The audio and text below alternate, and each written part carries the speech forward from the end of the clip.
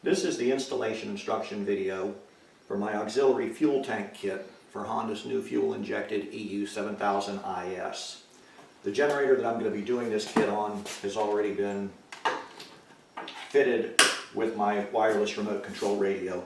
If you are watching this video online, I'll let you know that there is included in the kit a much higher resolution version of the video on a flash drive.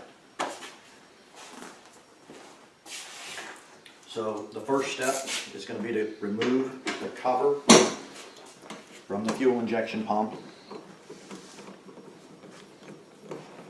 On the side here, there's a 6mm bolt with a 10mm head. Then on the top, there's a rubber cover that you can unsnap the tab of the rubber cover from the metal, and there are two nuts. Go ahead and take them off. They are also 10mm nut on a 6mm stud.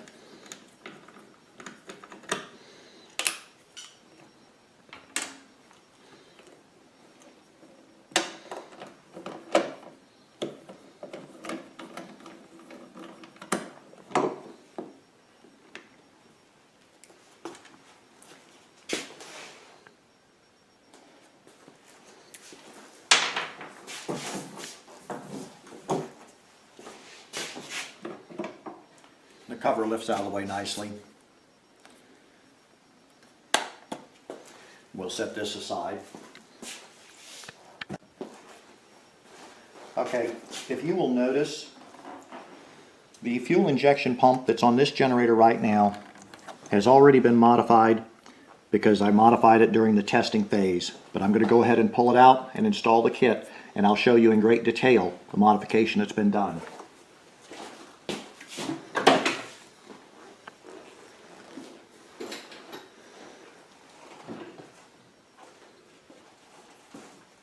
First step to removing the fuel pump is unplug the wiring harness that powers the fuel pump up, and that's done by simply squeezing this tab right here and then push it out of the way. So that unplugs the wiring harness.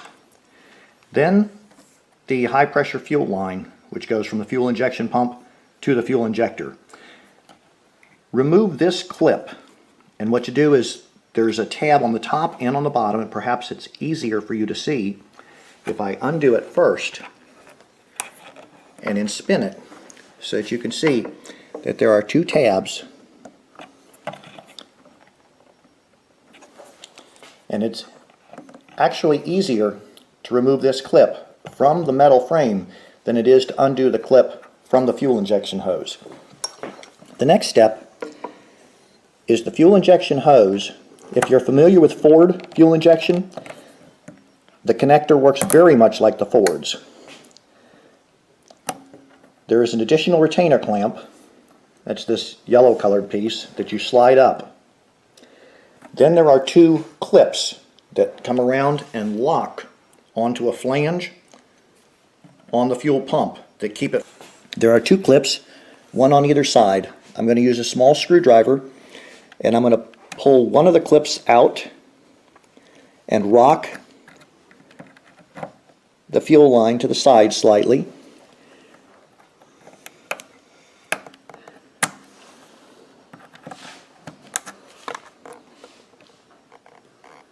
And slide it off. So you can see that this clip and this clip, see if I put a little bit of light on that. Right here is one of the clips, and here's the other clip. And what they do is they grip around this little flange on the fuel injection pump to hold it in place.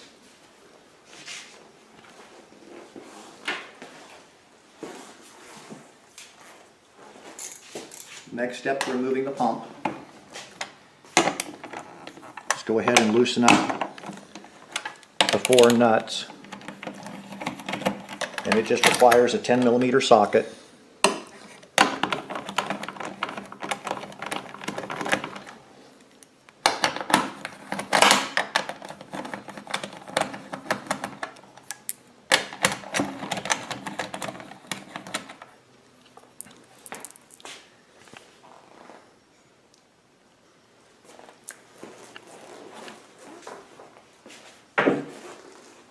Then we'll lift the two aluminum retainers out of the way.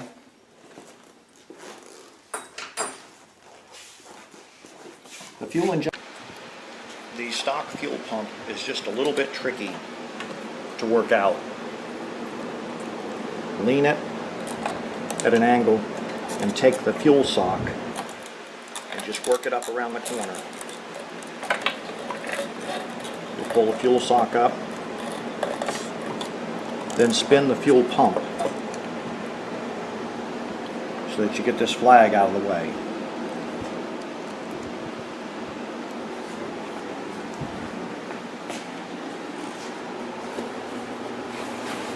What we're going to do is we're going to cut this portion that I referred to as a flag out of the way so that we have room to mount our little float sensor. Okay, we're going to remove the fuel sock. There are two little tabs. They're 180 degrees apart. Don't attempt to do it real quick right now because I'm going to show you the tabs in closer detail once I get it off and you can see it easier. But we're going to push the tabs out just a little bit and then we're going to turn it to the right because ironically it turns the opposite direction. It turns to the right to remove it like that. So now you can see the bottom of it a little better. All you do is fold these tabs out of the way just a little bit. Now this is counterintuitive because this time you turn right-handed to undo it and you'll turn it left to tighten it when you lock it back in.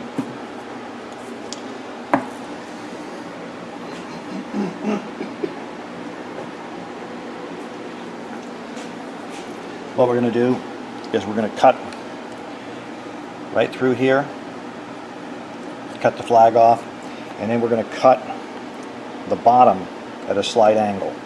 So I'll go ahead and do that right now.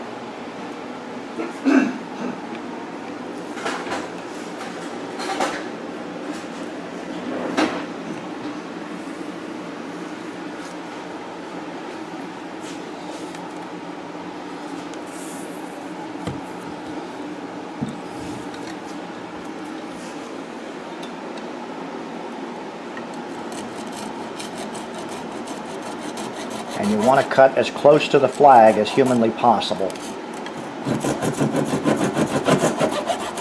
That way your arm on the fuel pump is longer.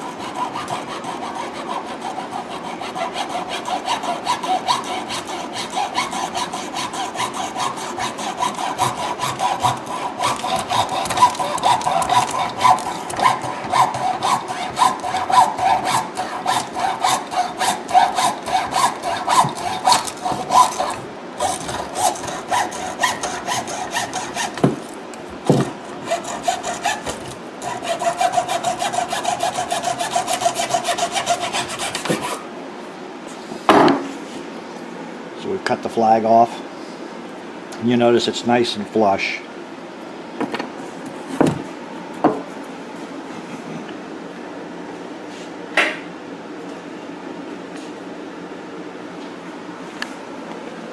Now I'm going to trim the rough edges just with a pair of dikes.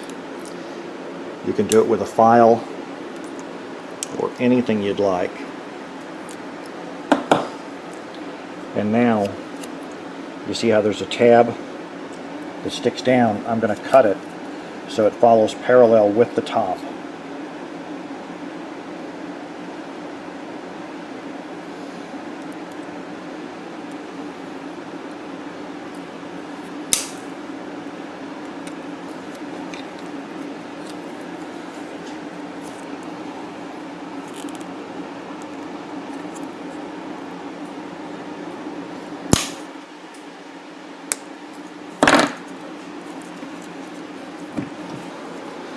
We are going to drill a 5/16 hole as close to the end as we can get without busting through the end.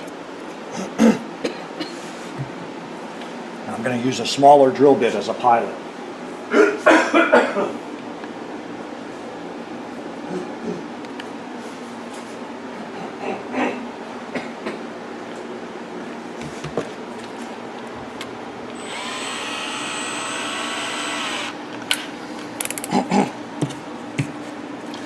Ideally, you would attempt to drill right through this web. That's extremely difficult to do, because it'll try to wander off the side. And remember, you're going to be drilling a 5/16 hole ultimately, so stay down far enough that a 5/16 hole will work. I'm going to cut a little notch in this just to make it a little easier to start.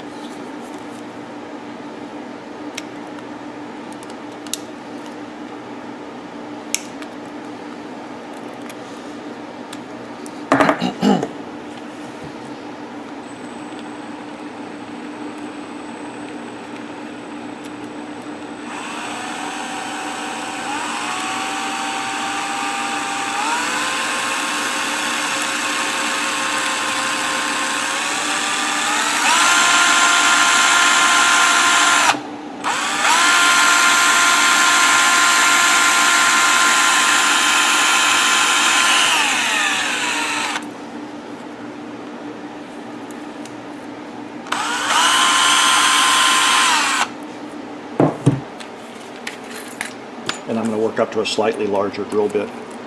In this case, it's a 13/64. The only reason I chose that one is because we will be using a 13/64 later.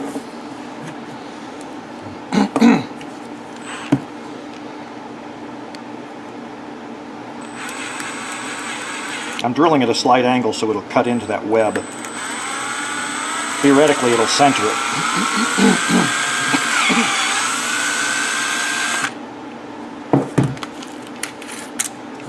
Then we go to the 5/16.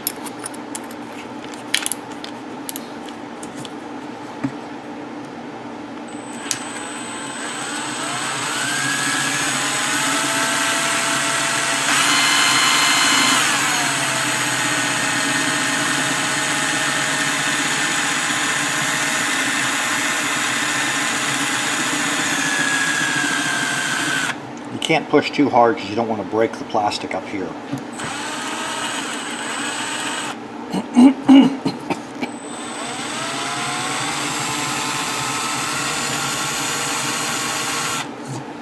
Seem to have the only 5/16 drill bit that won't even drill through plastic.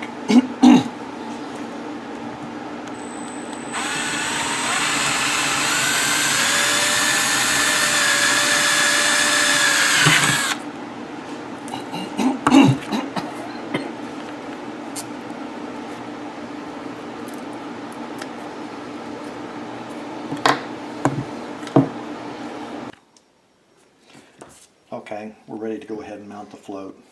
If you purchased your kit before July 1st, 2016, you got this style of float.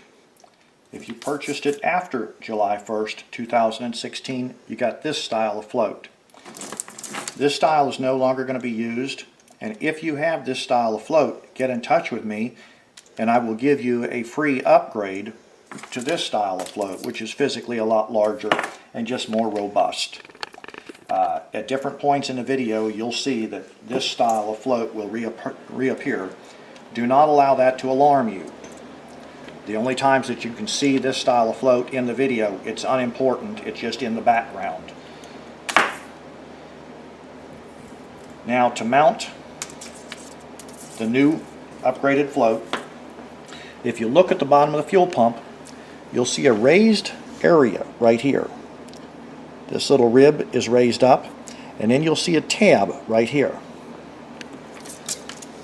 The mount bracket for the float has a slot that's the same width all the way along. Then there's a center slot that's widened at the end for a bolt hole. Take the float, lined like this so that the float is pointing up when the pump is held upside down. Slide the metal bracket under this tab, and it sandwiches nicely right around this tab. So it's held in place already fairly well aligned. Then take bolt with a flat washer on it that's included in the kit and pass it from this direction up. And that's mainly because the nut takes up more room than the head of the bolt, and we don't want any conflict. Put the next flat washer included in the kit. and the nylock nut included in the kit onto the bracket. Then go ahead and tighten down the bolt. You do not have to tighten it extremely tight. Keep in mind that the fuel pump itself is made of nylon. Or excuse me, the fuel pump housing is made of nylon. And this float only weighs a couple of ounces. The float should float freely. And if you set it on the workbench, you'll notice with the fuel pump almost vertical, the float just barely touches. Take the two lead wires from the float and bring them around under this tab. Now this particular kit, I made the lead wires a little bit longer than they need to be. If your lead wires are too long, wrap them all the way around the pump body and then into this retainer groove right here. Then you'll notice in the top of the pump housing there are 4 conductor pins, only 2 of which Honda has used. We're about to use the other 2. Okay, we're going to go ahead and put the 2 wires in my kit into the 2 empty spots that Honda has so kindly included. You'll notice that there's a little tab on the back of the conductor, and the tab will face toward the stock wires, that being these 2. It does not matter which wire goes in which location, because all you're doing is a switch that goes on off. So whenever the fuel level goes down, it turns on the pump. When the fuel level rises and raises the float, it shuts the pump off. Pretty straightforward and simple. You'll take and push them into this slot and push them all the way up until they stop.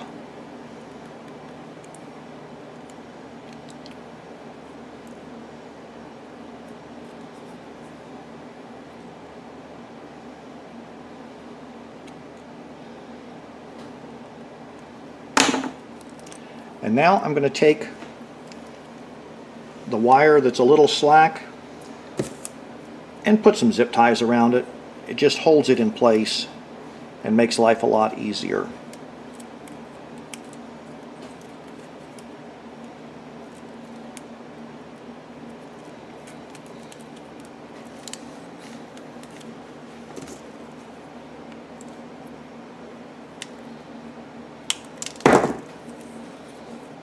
That'll work nicely.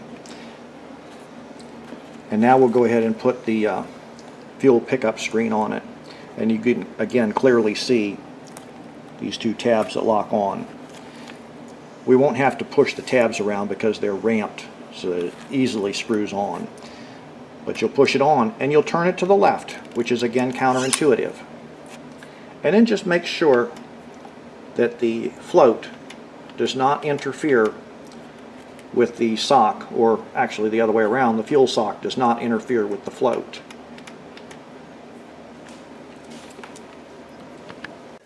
In later portions of this video, you'll see that it uses the old style, or it has the old style float on it. Do not allow that to alarm you. Okay, the next item we're going to do is we're going to drill a hole for our fuel return, or excuse me, our fuel feed from the remote tank. It's going to go into the generator. This will be the front of the generator panel. This will be the side door, or facing toward the side door or fuel line. Right here is where we're going to drill our hole. The hole that we're going to drill is going to be a 13/64. Do not drill it too far this way. If you drill it too close to the fuel pressure regulator, you'll blow a hole in the side of the fuel pressure regulator cage, and your fuel pressure from the main pump that runs the fuel injection system will drop. Worst case scenario is it'll actually spray fuel external to the kit. So it's greater advantage to err too far away from it. Wipe some of this debris off.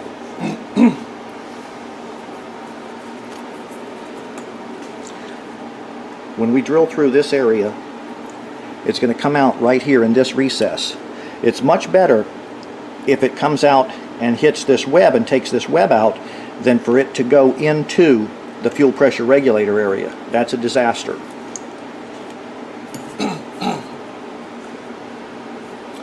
So once again, I'm going to use a very small drill bit to drill the pilot hole.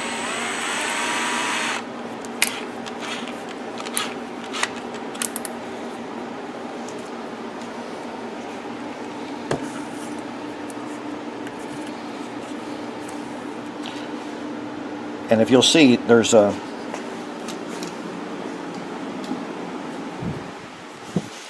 slight bevel right here. If you go to the edge of the bevel,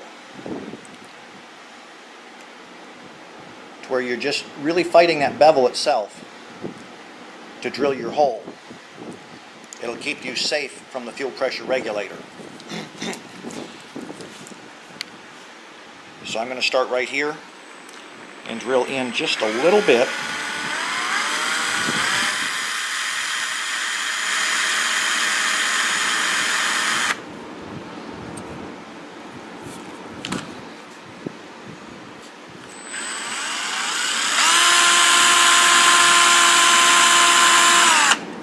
To start making an indentation.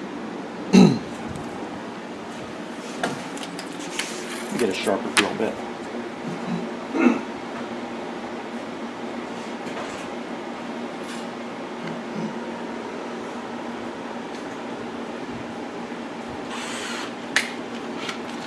I don't want to push real hard because then you slip and put too big a hole in it, or the hole in the wrong place or whatever.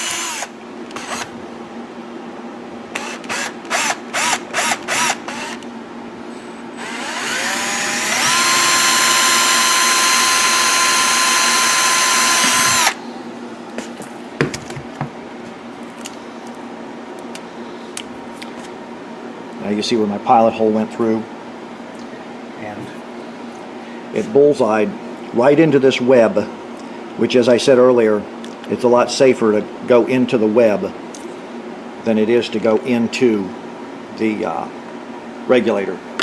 And now we're going to go to the 13/64 drill.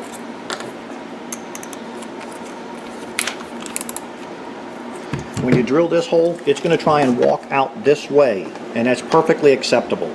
The only reason why I fought it to keep it in was so that it didn't wander all the way out to the very edge. If your hole winds up outside of this bevel, that's perfectly acceptable because you'll notice it is still inside this flange.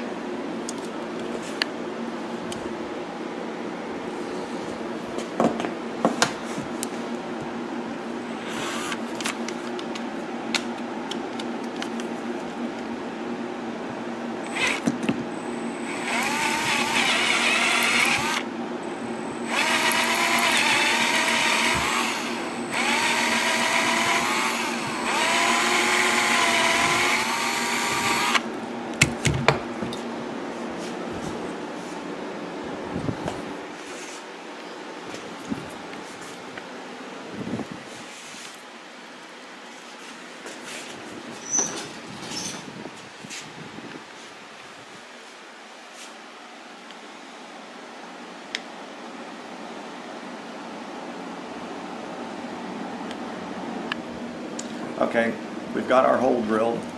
And keep in mind, this is the very closest that you can go to the regulator chamber. You just don't want to risk drilling a hole in a fuel pressure regulator. If you err at all and you feel the least bit concerned about it, go further out from the center and you'll see that there's a pocket there. Okay, I wanted to show this section again with the new style float. You'll notice the new style float is back and my shirt has changed colors again. Okay, to put the larger float in, it's pretty straightforward and simple. You work the float down in, tuck the fuel pickup sock into place. What I do is I spin it around to where the float and so forth goes toward the metal frame of the generator. Then spin it back, and as you spin it back very slowly so that the float and the pickup sock do not hit the float for the fuel level sending unit. So now your pump can lower in, and you'll notice that there's a round O-ring. The round O-ring sits right here, and then there is a dust seal above that. So go ahead and spin your fuel pump. You'll notice that there is a recessed area right here that lines up with the plug, and another recessed area here that lines up with these two pins. If everything is set in there correctly, the pump should push right down. If you don't feel the pump push right down, wiggle it back up out of there and just re-examine your O-ring. And that'll be the black round O-ring, because it may have become entangled in the pump. And keep in mind, while it is a snug fit, it shouldn't require a whole lot of pressure, and you'll feel it push in and snap into place when it goes in there correctly.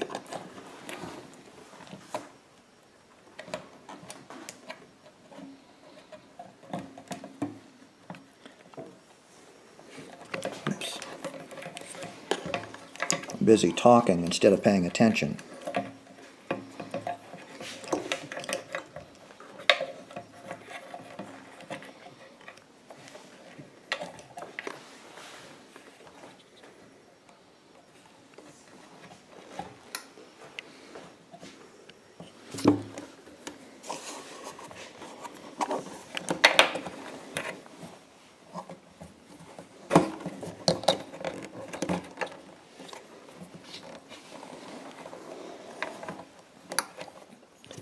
And now it's in place.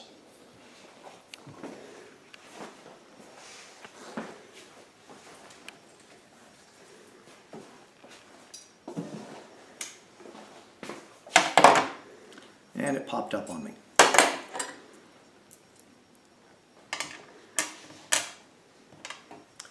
The good thing is I'll have plenty of practice. Okay, because it popped back up on me, I'm going to lift it all the way out of there again, because I don't want to risk pinching this O-ring. Might be a good idea to have those aluminum retainers sitting handy so it doesn't pop back up as you go to reinstall the pump.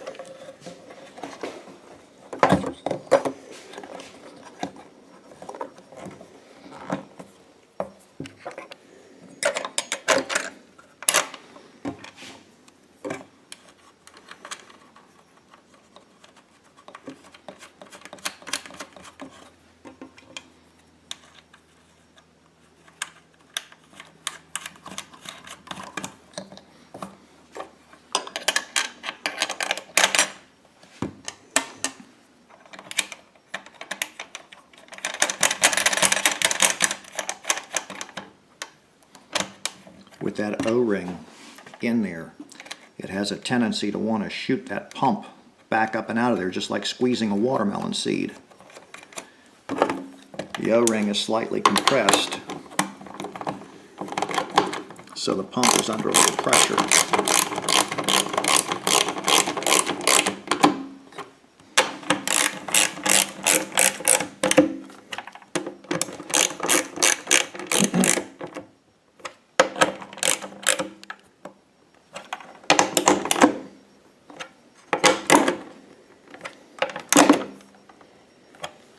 Okay.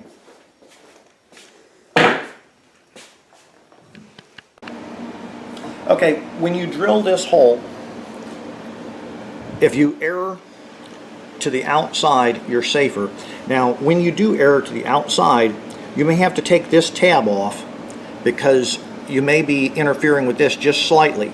However, you'll notice over here that these corners push down on the white nylon area. This is just a spring-bound area. That's why it's notched like that, so it flexes. So I'm going to go ahead and take this tab off and show you how it's done.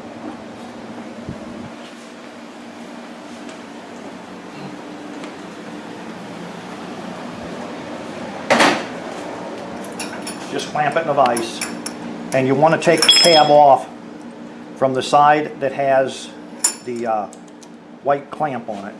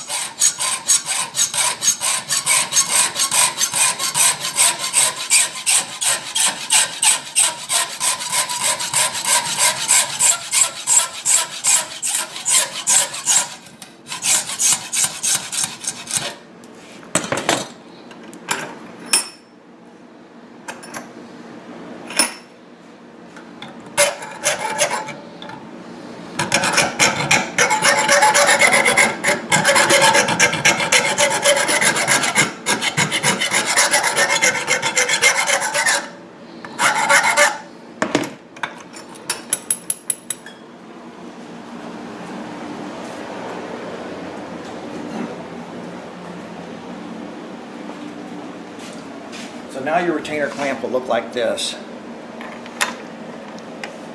When you put it back on, you'll notice that this way, no matter how far out you've drilled your hole, you've still got enough room to get your fitting into it.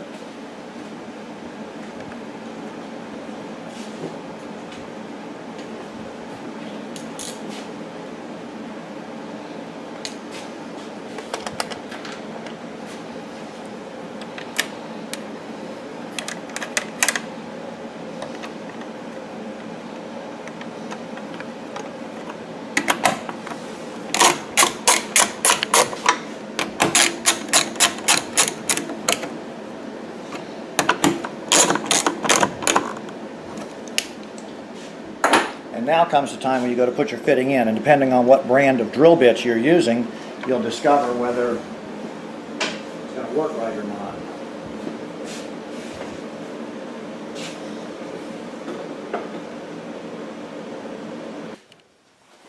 What I'm going to do is take the section of 3/16 hose that's included in the kit and just barely put it over the hose barb. And all this is giving me a way to hold on to this fitting, and that way if I miss, I don't smack a finger. And what we want to do is aim the fitting to where it comes right under the flange, right where the fuel hose and the, you might want to back up a little bit so you don't break that. I'm going to come around here and tap it into place. Now, like I say, there's inconsistencies in drill bit sizes and inconsistencies in the hose barbs, because the hose barb was just designed to go onto a rubber hose. So if you're tapping it in and it feels like something is about to break or it's just not going to go, I would suggest you re-drill it. Possibly re-drill it with the same size drill bit, just running it in and out a couple of times to kind of hone it out. If it's a whole lot too small, then go to the next size drill bit up. I don't think you're going to need to do that. But what we're going to do is just gently tap it into place.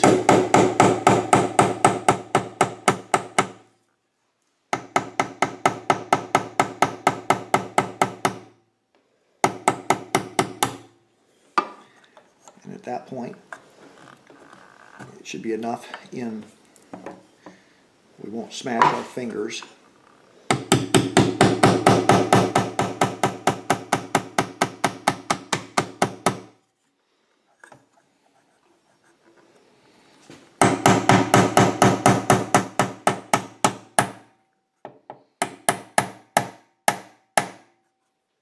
goes.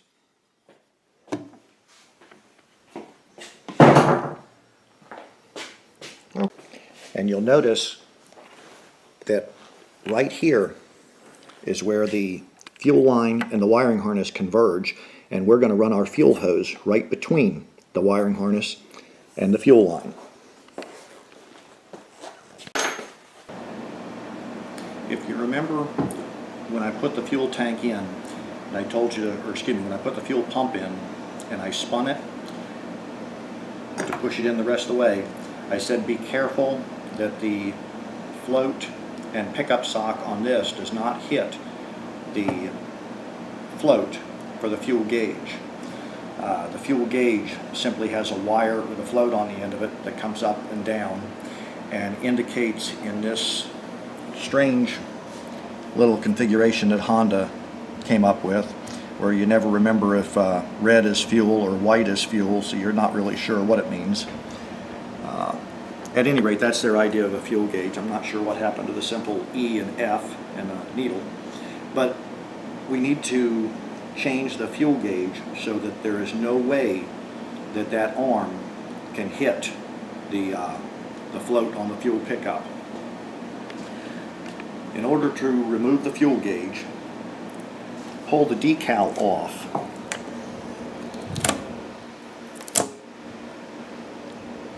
And it'll reveal 2 Phillips head screws. We'll set the decal off the side for right now.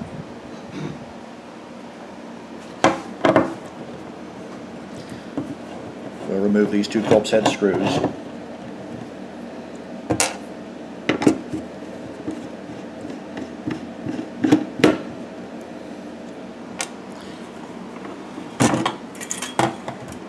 Now, if you look into the top of the fuel tank, you'll be able to see the arm for the stock fuel float, and it swings around and just barely misses my float on this particular generator. However, there exists a strong possibility of it hitting, and any possibility whatsoever is just too much. There are 2 ways of correcting this, and I'll do the way that I prefer first. The way I prefer is you pull the fuel gauge out and you simply spin it around so that the wiper arm faces the back of the fuel tank. Slide it forward, and if you lift up on this little red plastic, and you can see that there's a lot of play in it, which is why it'll allow it to flex around and possibly hit my float. Worst case scenario is it lands on top of my float and somehow gets bound up so it holds my float in the down position. Then my system thinks that the tank is empty and it continues to transfer fuel. Worst case scenario. But you would put it in and simply put the screws back in and tighten them down.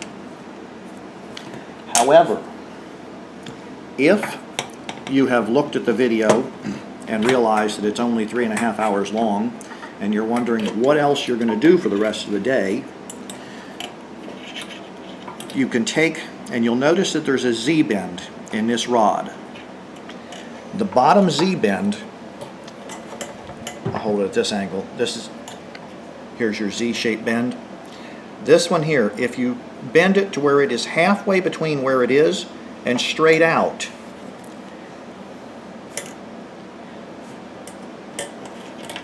and then slide it in and look down into the tank, you'll see that the float should be clearing my float. If there's any doubt that it clears, unsnap this cover, take the glass out of the way. Then you've got this slight piece of red plastic that they use as their indicator. Pull that back.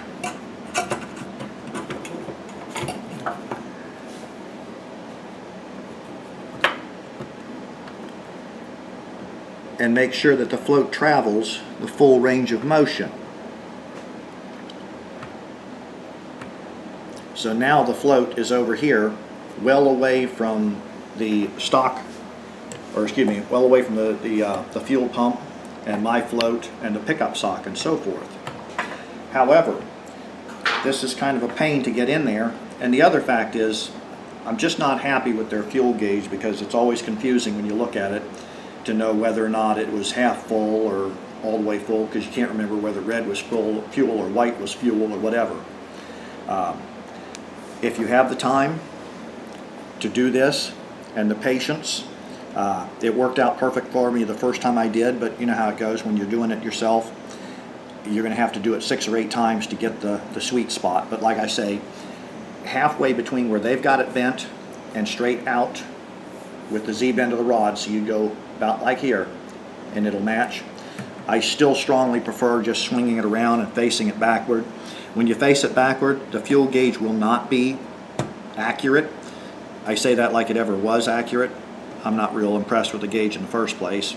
But at any rate, I favor pointing the float backward if you'd prefer to do it this way. Either way, you've eliminated any possibility of the float on the fuel gauge from hitting the float on the transfer pump.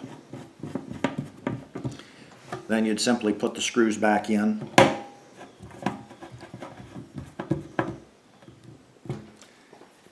And then put the decal back into place.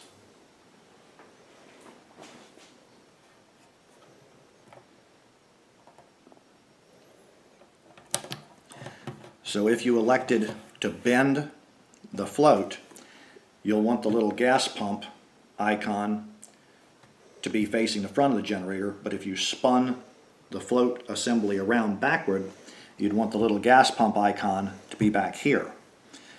But with the shape of the fuel tank, when you face it to the rear, it's no longer accurate. Not that it ever truly was. Okay. The next thing I'm going to do is go ahead and drill my holes in the bottom of the cabinet that are going to mount the pump itself. And although the pump is going to be mounted inside the cabinet, I'm going to drill the holes from the bottom because it's easier.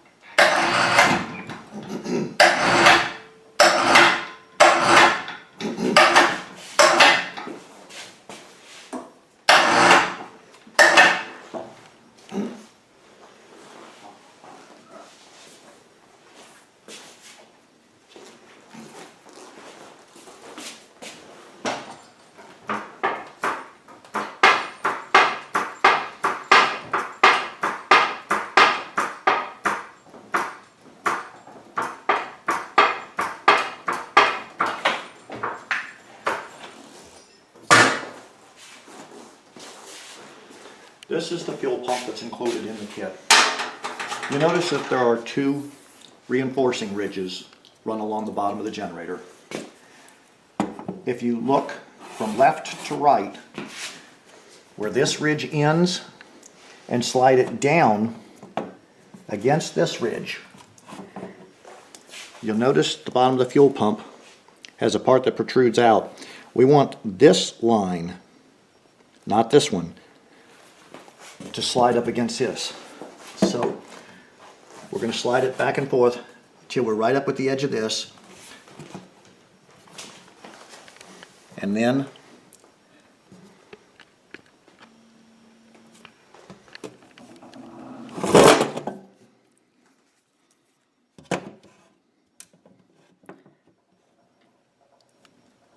we'll mark it for drilling the holes.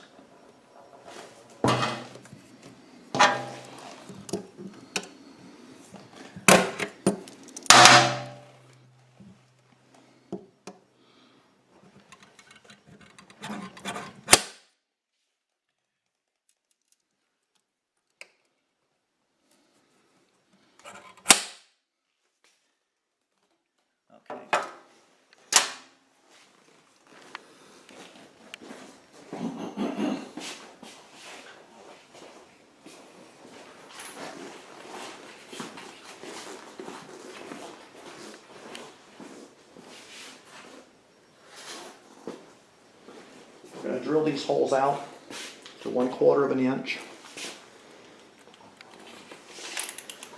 I'm just drilling the holes ahead of time because it's a whole lot easier. If you have any questions at all about the exact location of where I showed the holes being drilled, fast forward the video to where I'm installing the fuel pump on the inside, and you'll understand exactly why I wanted the holes drilled in that exact spot.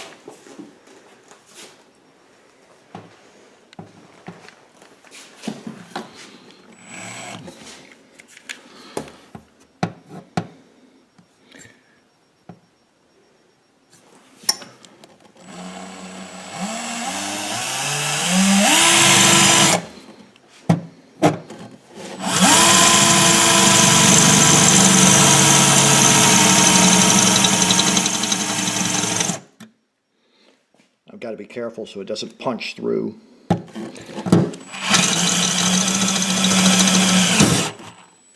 Yeah, like that.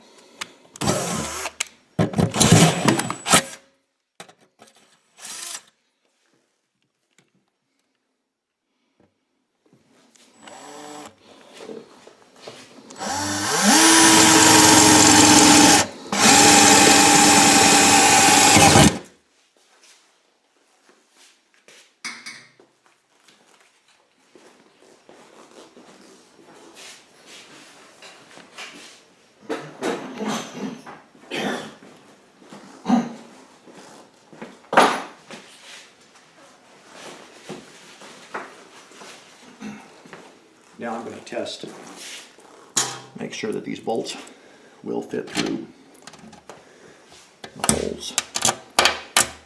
Just a little bit snug. So I'm going to use a repairman's reamer to clean them up just a little bit.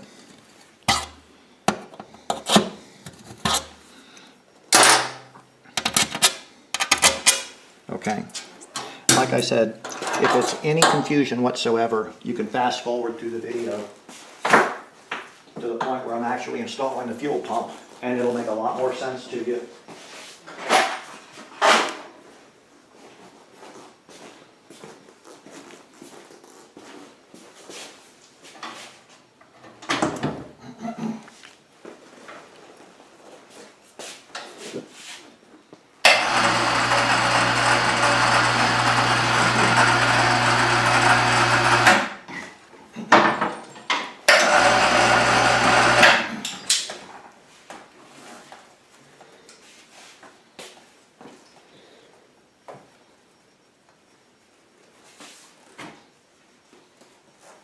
When you go to tip the generator, if you have somebody to help you, if you don't have an overhead hoist, or possibly if you don't have metal rods in your back and in your hip and in your femur and things like that, you could possibly lift it on your own.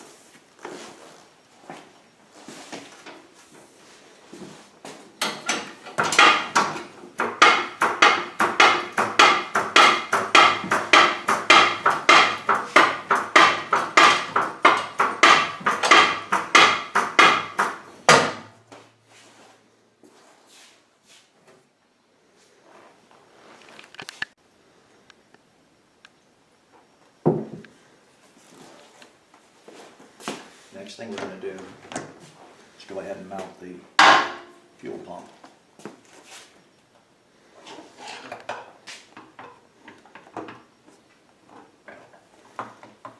This door lifts off, as you can tell. The hinge pins are tapered, which makes it very easy to keep it out of the way while you're working.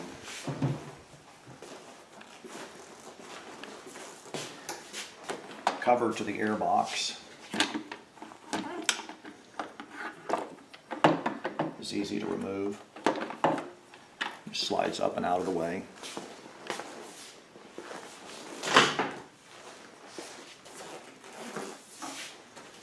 Then the air intake has a cover that's held on by 4 metal clips. And these are spring-bound clips. You just get the screwdriver under the edge and pop them up. Be very careful that they don't go shooting across the room. That's easy to have happen. Like I say, there are 4 of them.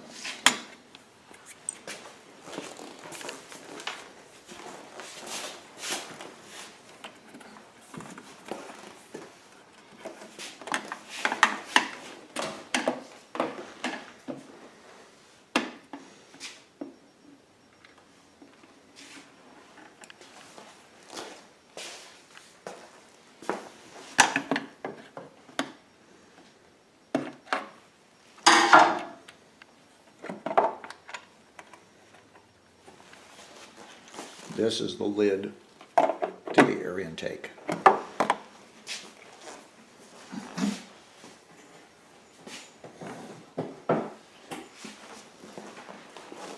Then we're going to remove the back of the air box.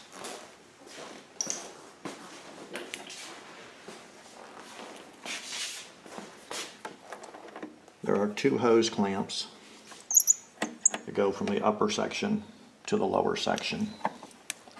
We're going to loosen both of them up. Or excuse me, I'm going to loosen both of these up. You can do it however you choose. I just found that it is easier. That way, wherever this particular generator wants to come apart, it can come apart at.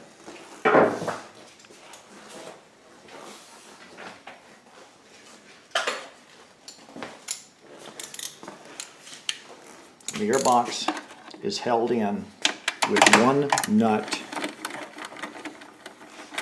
and it's in the bottom right corner, and 3 bolts.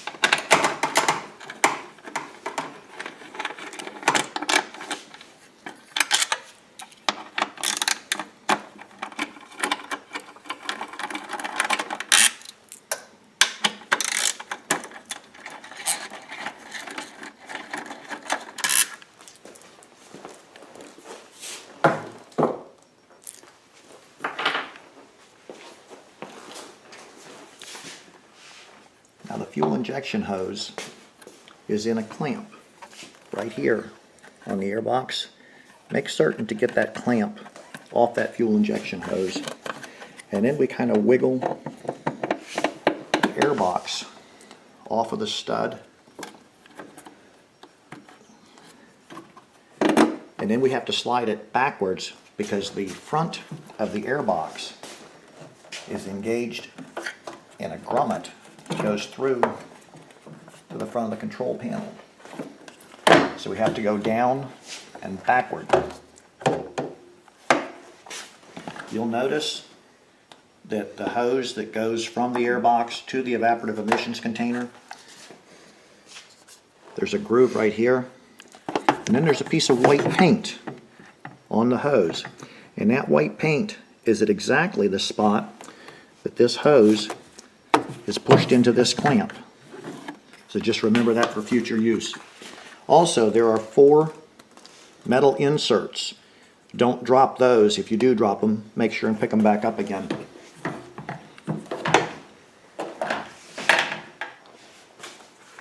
Then there's a metal plate that the air box bolts to. The metal plate is held on with 3 bolts.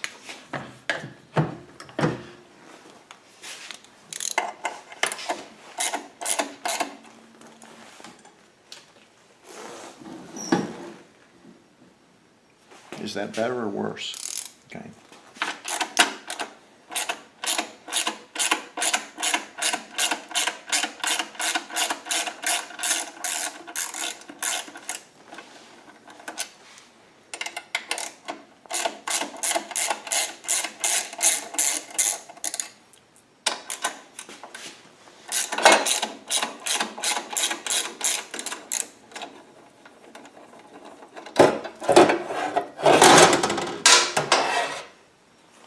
Here's the mount bracket for the gearbox, and there are the 3 bolts. And you'll notice that they're tapered on the tip because they go into blind holes in the engine block.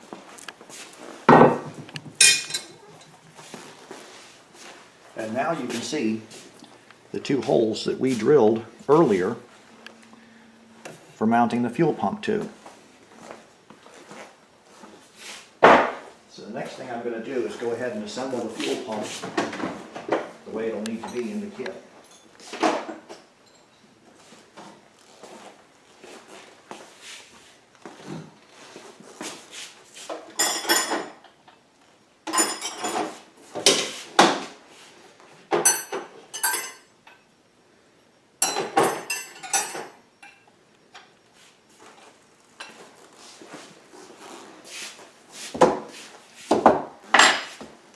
The kit comes with 2 hose barbs, which are 1/8 pipe thread, and they'll screw into either end of the fuel pump. The kit also has a roll of Teflon tape.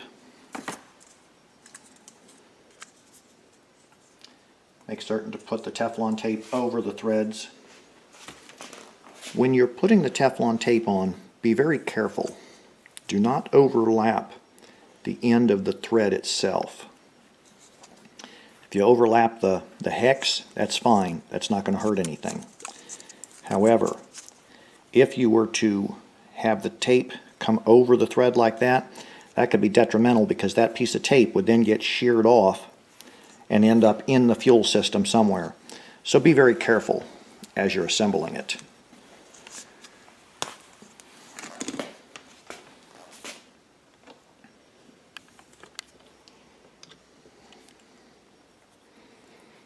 This will thread in.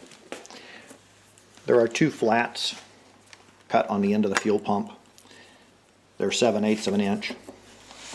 And the hex on the hose barb, you can use either a 7/16 or an 11mm wrench.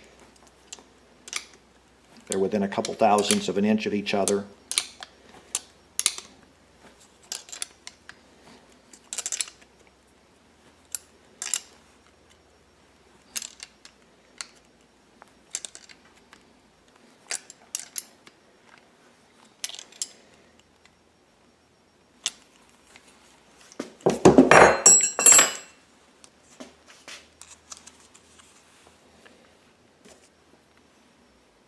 And the same thing for this hose barb.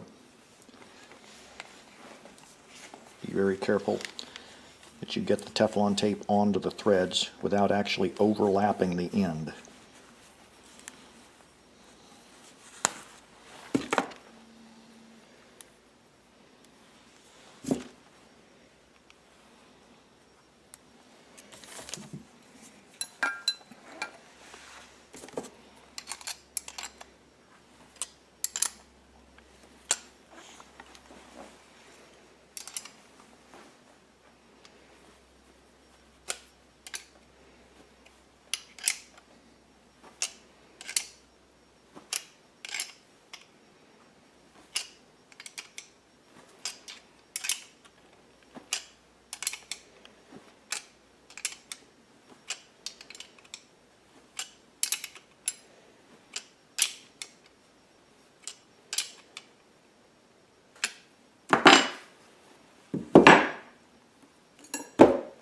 Okay.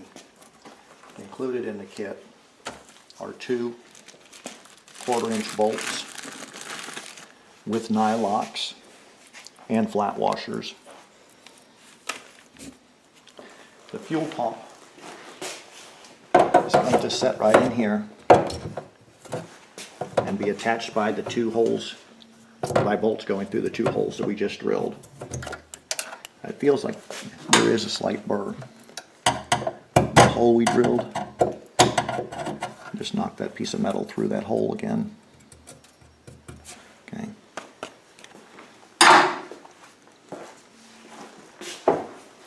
What I'm going to do is take one of the flat washers, put it onto the bolt, and I'm going to do the bolt that's hidden from view first, but the bolt to go up from the bottom.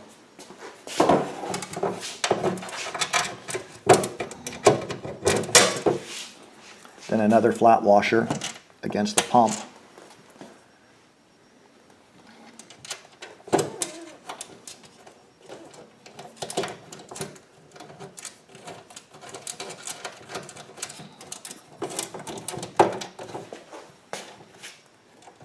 And I'll do the one in the front.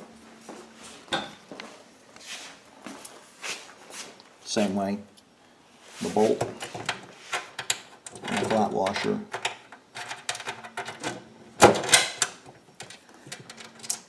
And another flat washer, and then the nylock nut.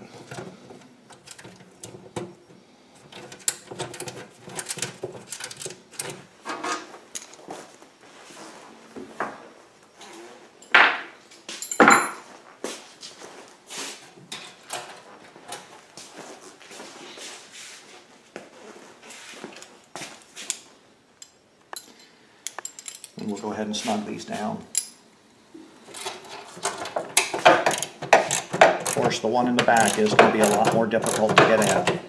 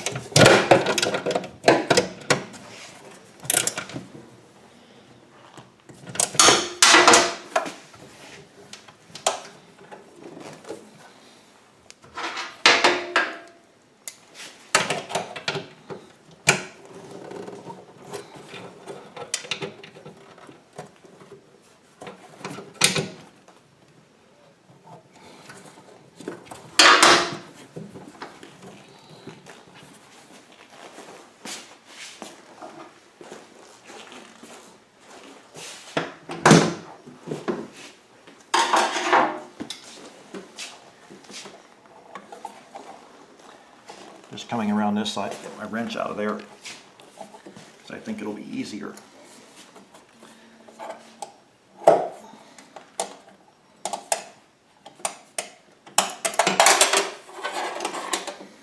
Not a whole lot easier.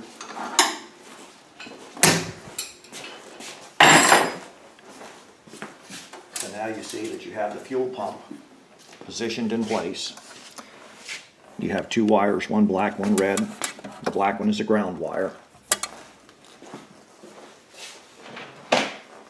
Included in the kit will be a short piece of wire with a ring terminal on one end and a male bullet connector on the other. You'll plug this wire into the black one.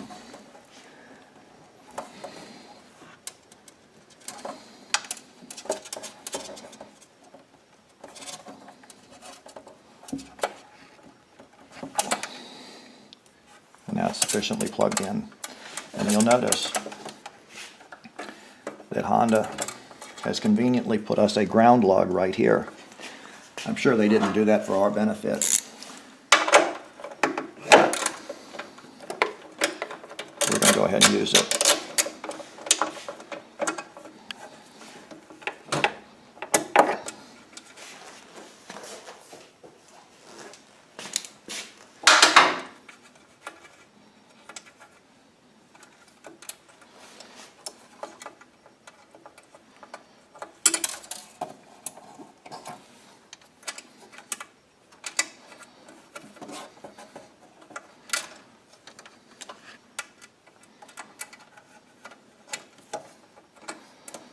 There is a star washer. Go ahead and lift the star washer off and put our ring terminal under the star washer, and then put the nut in place.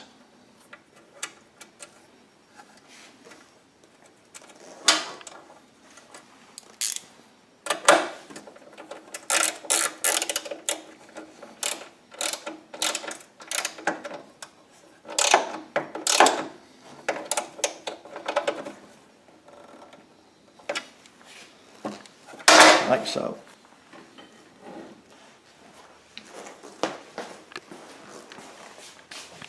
You'll notice that the pump is mounted so that the wiring harness faces forward.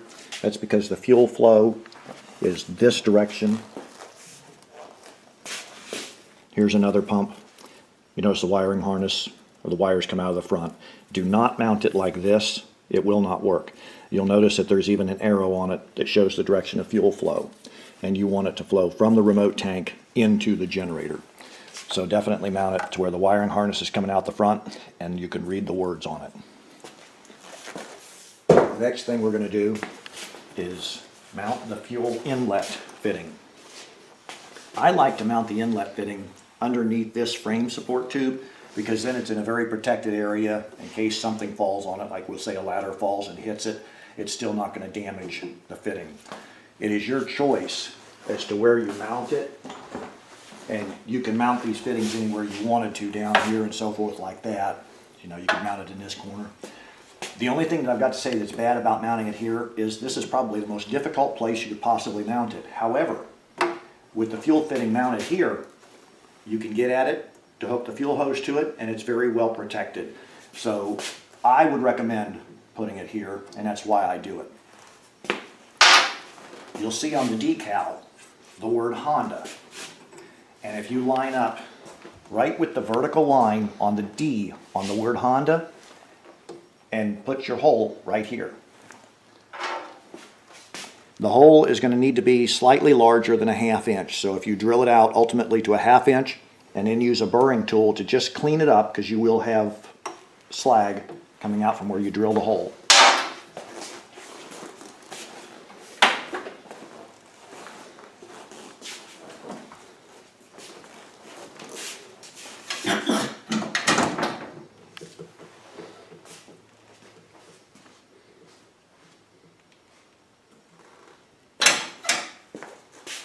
Okay, so I'm going to mark where I want the hole at first.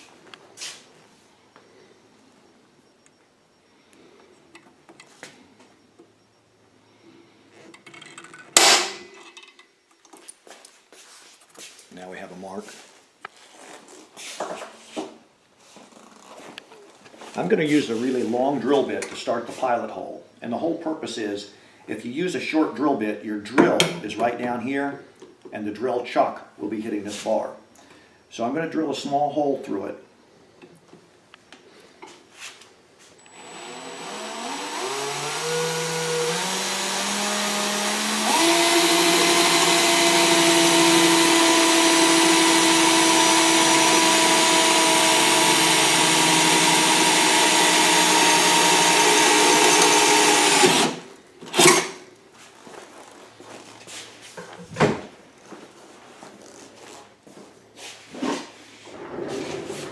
And that's just a pilot hole.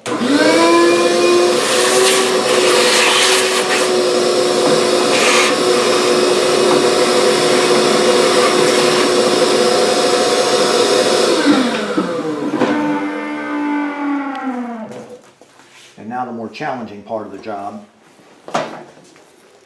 is going to be to drill that hole to the full size.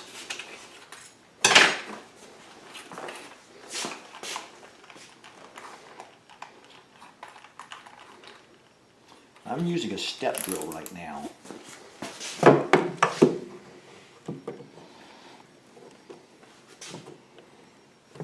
Let me change that.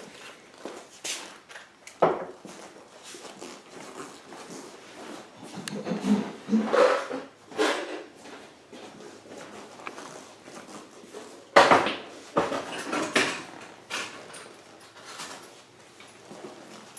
going to go ahead and drill it out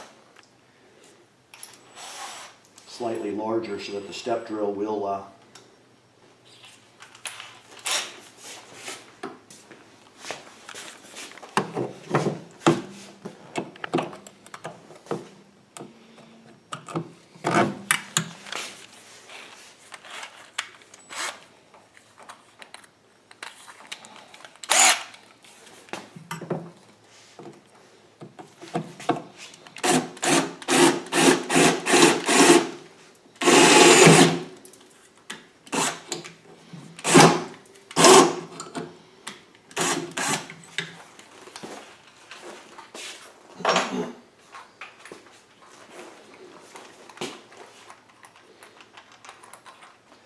Like I said earlier, this is probably the most difficult place you could possibly choose to mount this.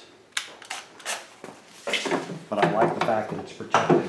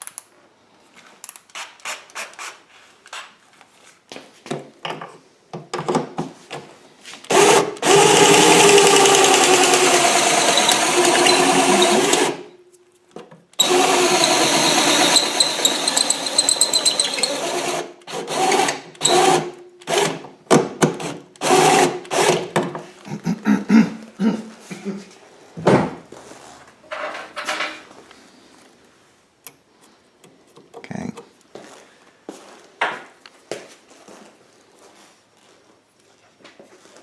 Now what I'll do is use a burring tool to clean that up.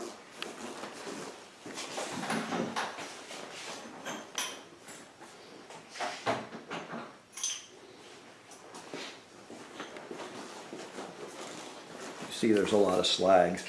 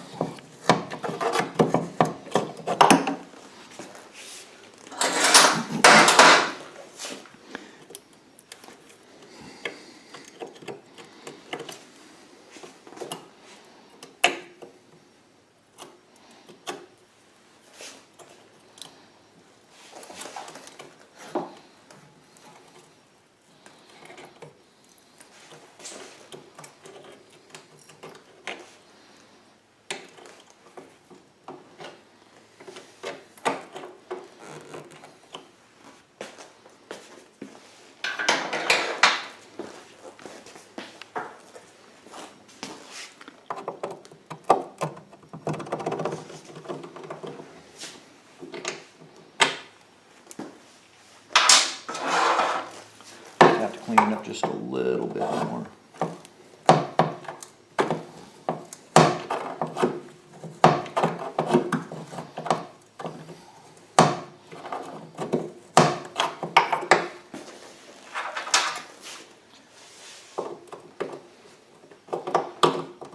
Okay.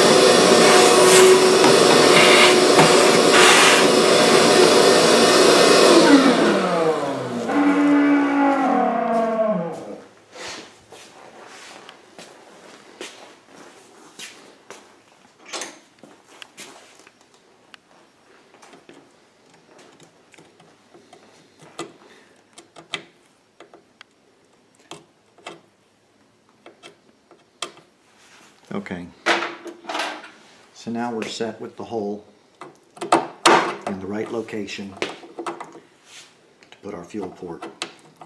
You can see what I mean about it being difficult to drill the hole here, but I feel the amount of protection that it gives you is well worth spending a couple of extra minutes. Now to mount the fuel inlet port, works exactly the same way as the hose barbs. You'll take Teflon tape and you'll wrap it around the threads, being careful not to overlap the very end.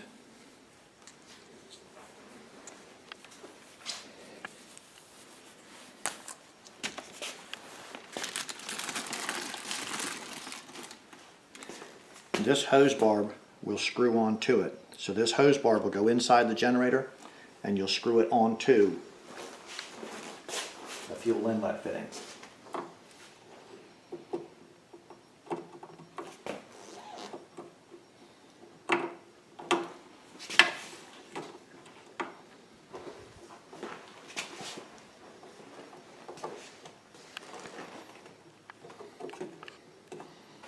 And what we're going to do is tighten this down until it pinches around the frame of the generator nice and snug.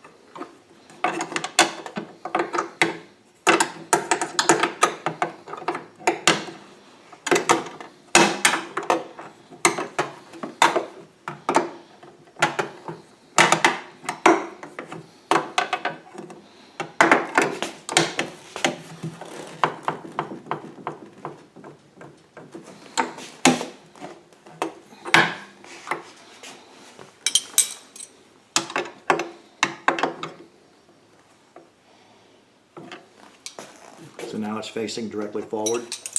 You'll be able to put your quick disconnect from your hose onto this port.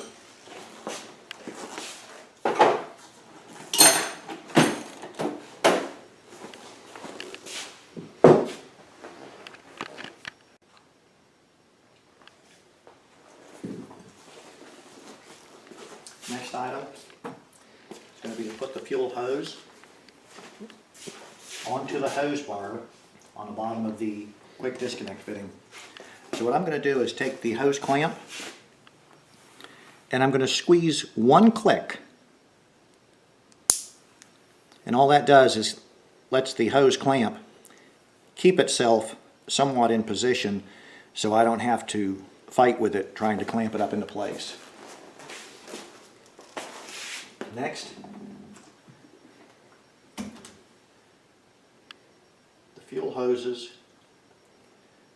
are a lot easier to get in place if you have just a little bit of oil on them.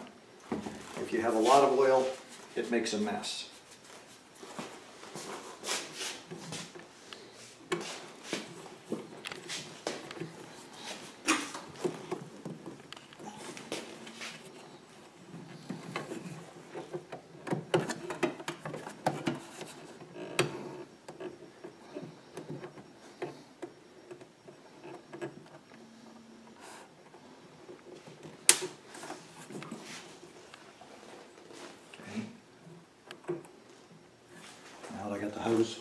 in place.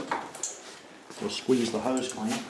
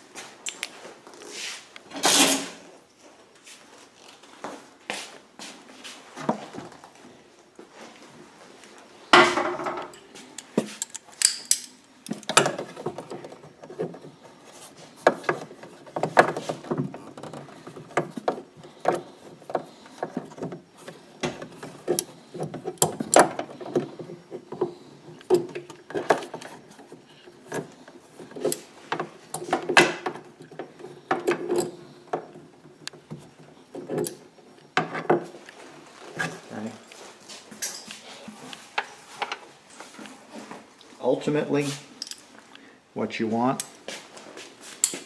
is for the hose clamp to squeeze down and compress the fuel line. Now, if you end up with the hose clamp a little bit like this, when it's done, take the pliers and squeeze it back in line. And then you can squeeze it further. If it tries to grow out on you, you can squeeze it back in line like that. And then if you want to open the clamps up, you just twist them sideways. I say that like it's easy, and they'll open up.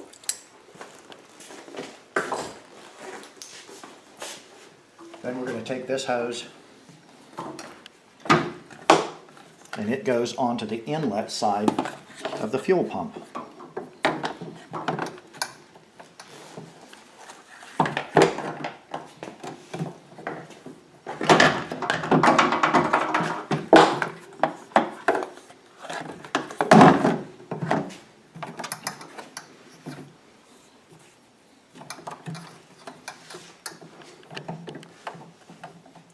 We're going to run it behind the bracket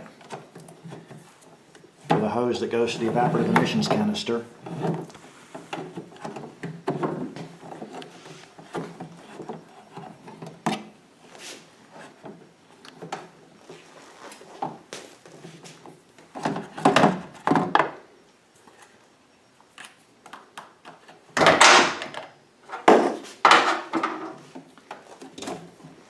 And we'll run it behind this hose on the canister. Basically all this does is makes it a lot easier in the future when you go to service the air filter.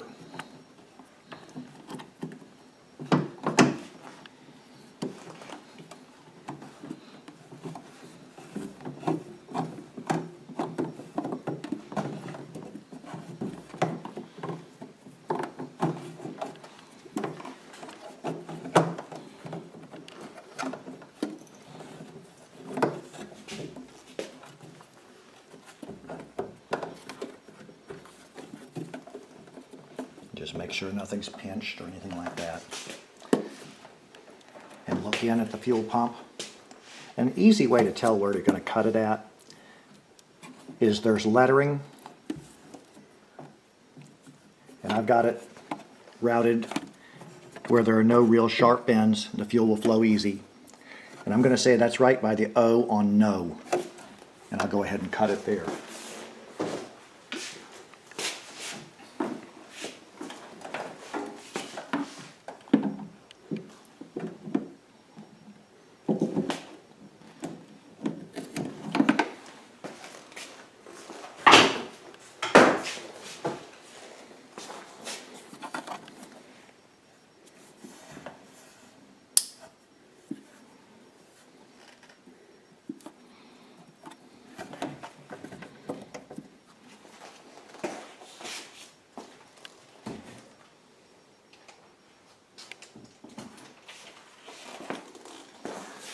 Get just a little bit of oil on my finger.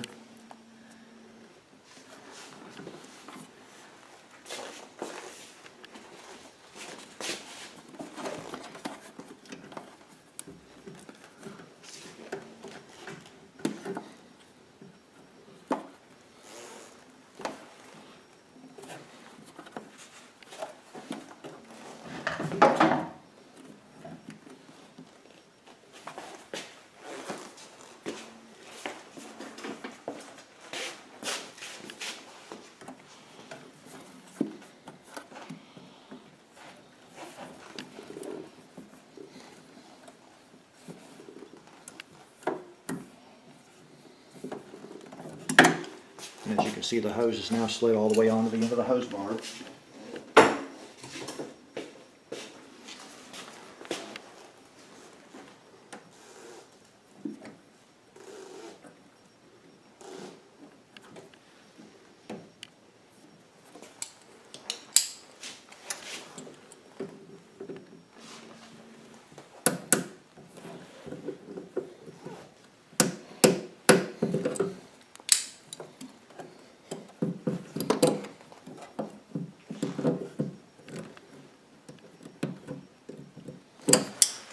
And now the clamp is in place.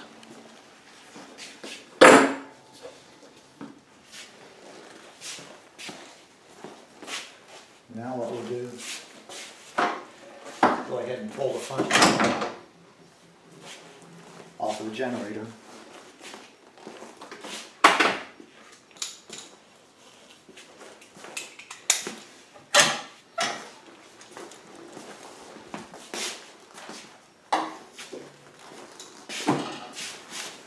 I pull the handlebars off with them locked in the up position. It's just a lot easier for me.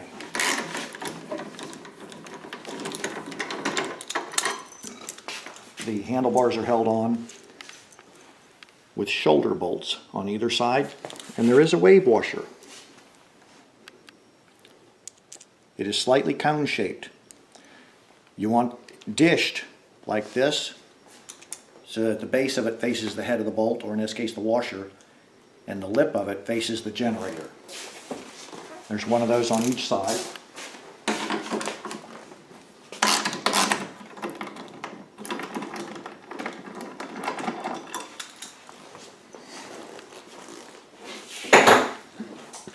Then to take the handlebars off, you simply squeeze on the releases.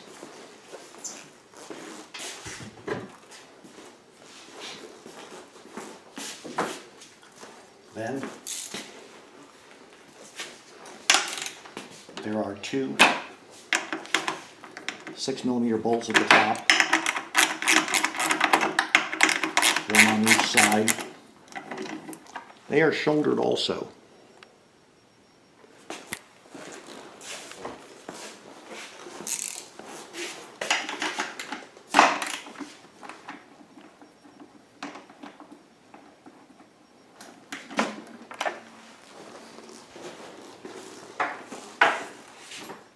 In this particular case, I'm working on a generator that has one of my wireless remote controls installed on it.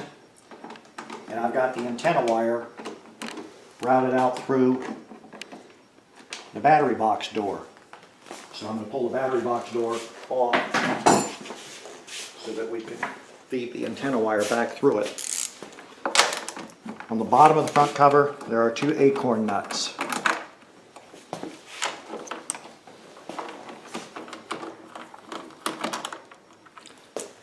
They look like this.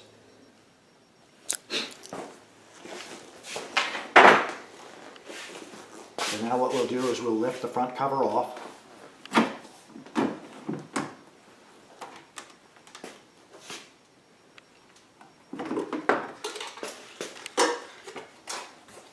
When you take the front cover off, you'll notice that there's a rubber gasket that goes around the control panel. Make sure that that didn't escape.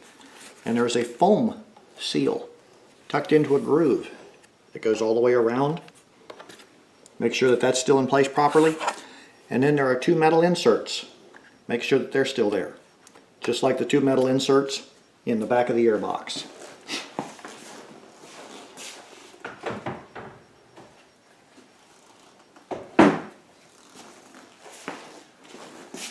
Okay.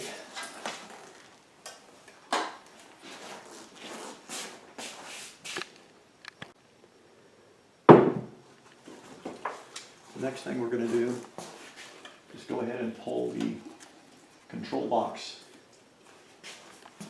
apart. Item one would be to remove the foam pieces that are around the handlebar mounts. There are two on each side, and yes, they're in sad shape.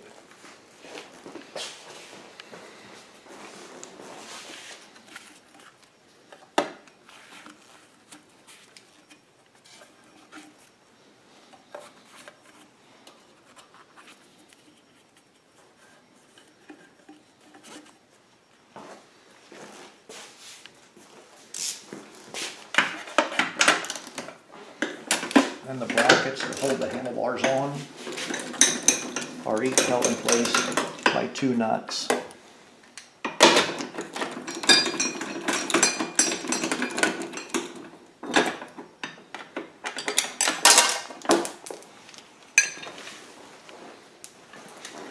And the brackets are different. There is a left and a right.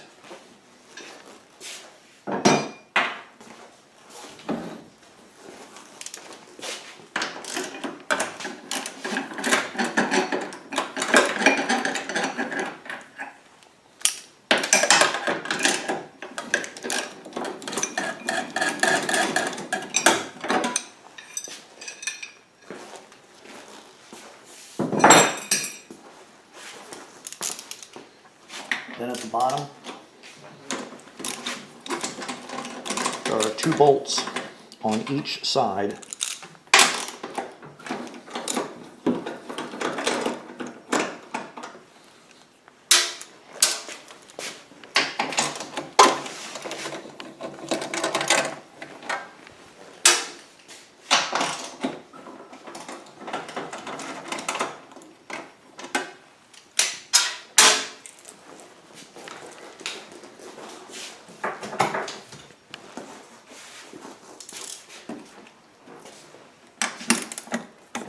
There's a 10mm nut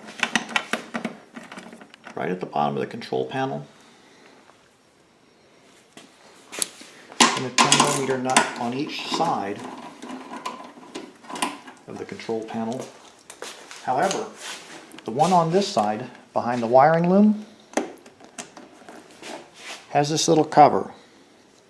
And you'll notice that there's a hex behind it. It simply slides on over the nut. The purpose is to protect the wiring, so the wiring doesn't get torn up by the threads of the stud sticking out.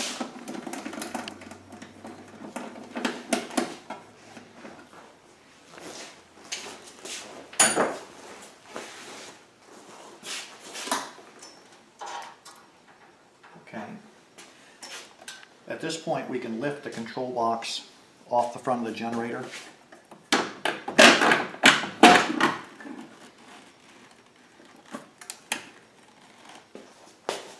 And now we can get at the back of it.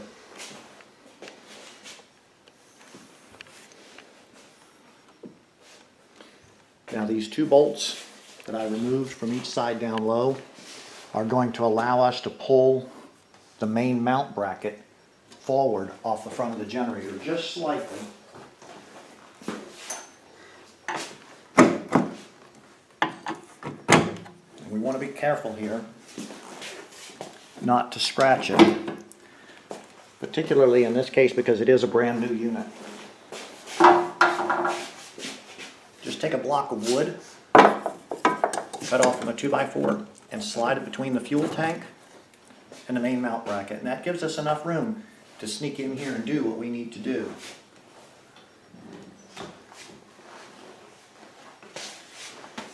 If you come around to the front of the generator, you notice there are 4 rubber tabs that stick through the front. We're going to go ahead and remove these. We'll squeeze in on them and push them back through the holes, and that'll allow us to release the fuel injection line and the wiring harness to the pump.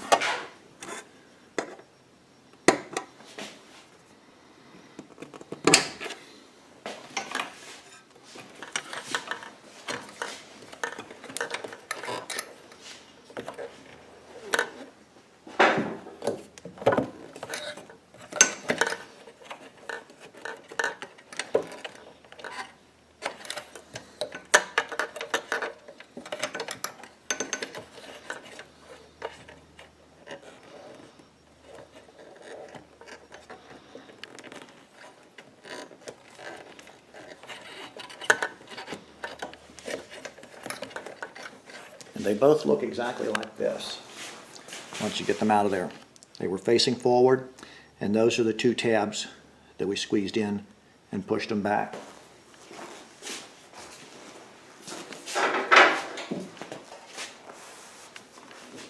Then we'll take the bottom one out. The bottom one is easier.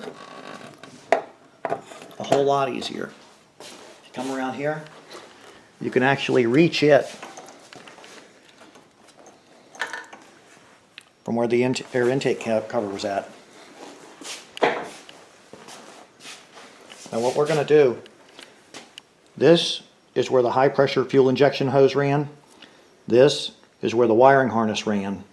And we're going to run the fuel hose that we're installing to put fuel into the tank right between them. So there's going to be 3 hoses running through this area. So the grommet will no longer be used in either location. We'll use the zip ties that are included in the kit. So now you can see that these are free, and we're going to run our 3/16 fuel line in the kit. You get a section of 3/16 fuel line, approximately 12 inches long. We're going to run this up between these 2 items, the wiring harness and the high pressure fuel line. And this hose is going to go onto the fitting that we worked so hard to install earlier.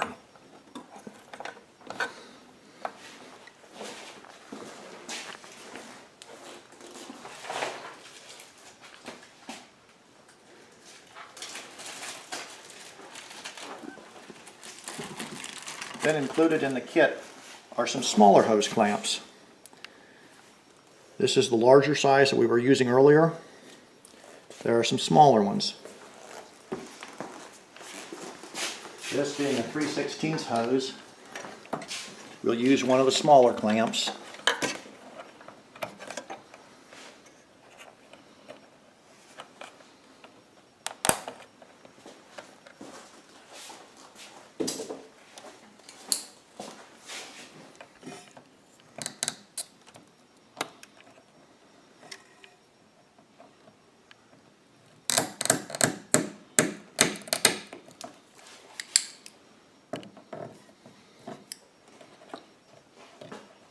That'll hold it in place.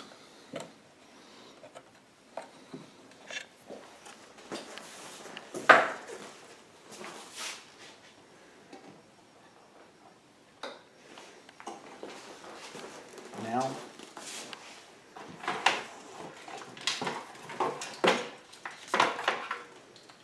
take the wiring harness that's included in the kit. That'll be this piece here. If you look on the side of the control box, there are 3 wiring harnesses. The one in the front, squeeze in on the tab at the bottom and unplug.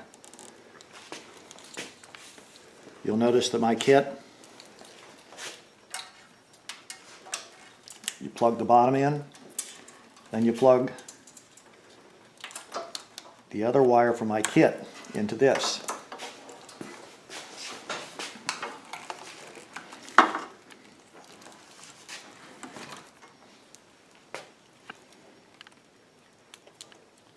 There are 2 black wires. We're going to run them up and feed them through this window that the stock wires came through. Then I'm going to feed them underneath the mother harness right here, and you'll see that all the harnesses pass through the front plate through a rubber grommet on the front of the generator. We're going to let these wires lay out of the way for right now. Included in the kit is a chase wire.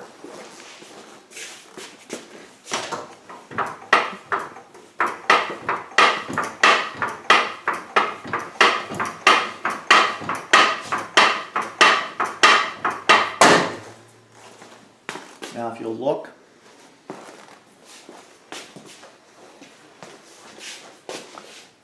Right here is the wiring harness that you saw earlier that comes through the front panel. And we want to run these two wires right through this grommet right next to the stock harness. That's a lot easier said than done. That's where this chase wire comes in. I'm going to feed this chase wire underneath the tape that they've got.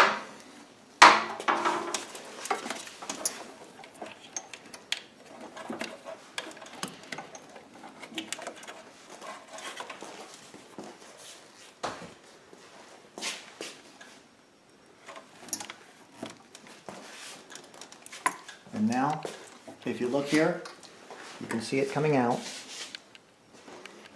right next to the main harness.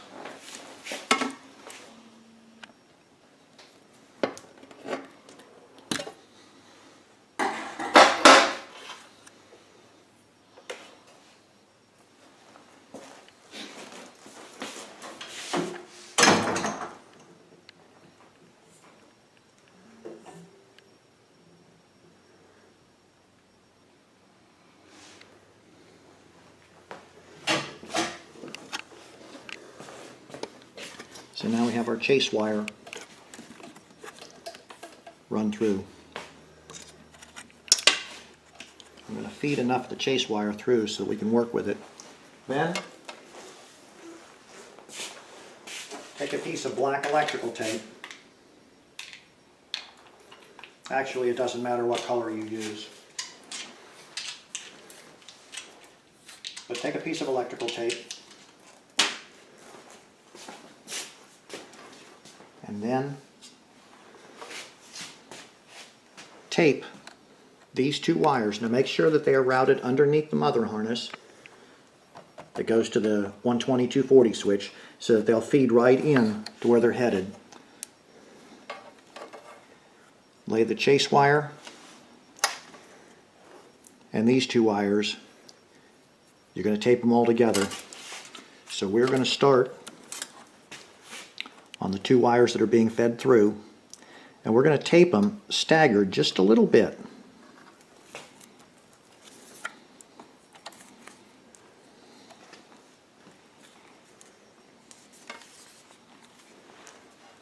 And then I'll lay the chase wire in there.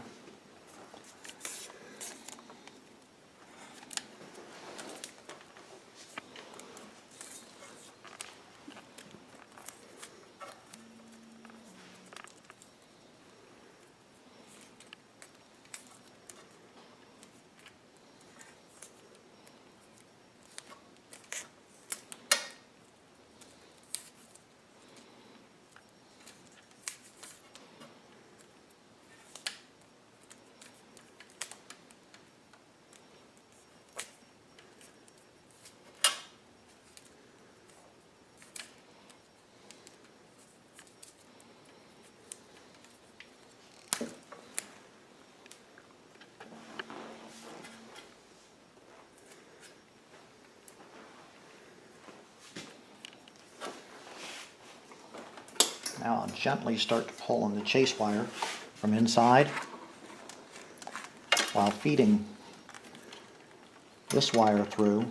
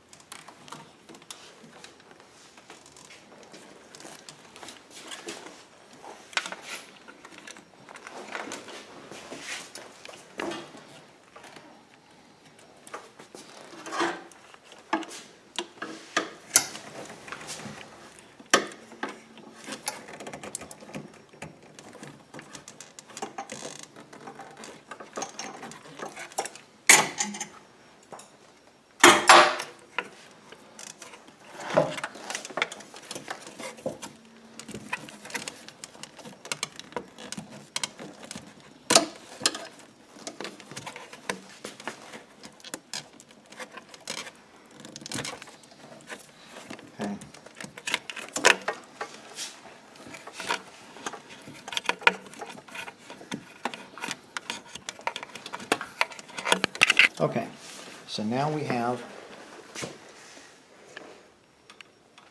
our new control wires fitted right through the stock Honda grommet.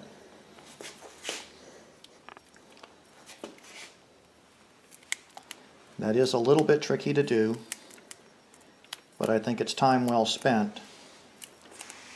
Because again, like with the fuel fitting, you'll notice that there are no scratches around it the way I did it. No scratches or anything like that on the frame protection.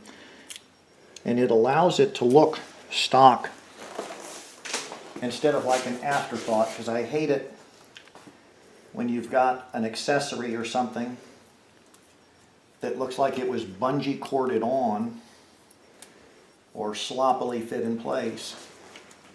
And when this is all done, the goal is that it should look factory.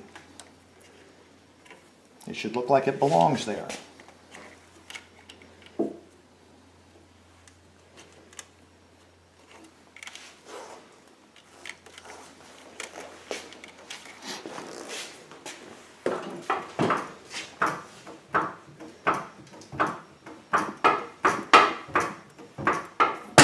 Okay, so now you can see we've got our 3/16 fuel hose, and that's routed up to the fitting that we installed.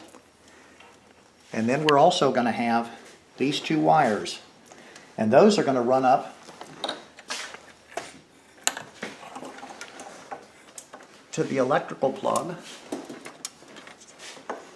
that was stock Honda.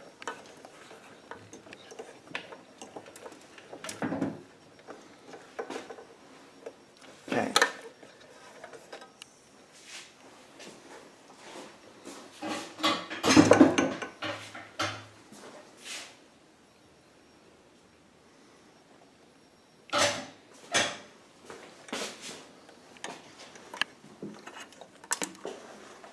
I'll go ahead and pull this fitting out of here just to make it easier to see. It's not necessary that we remove it in order to install it, but it will make it easier to see for the purpose of the video.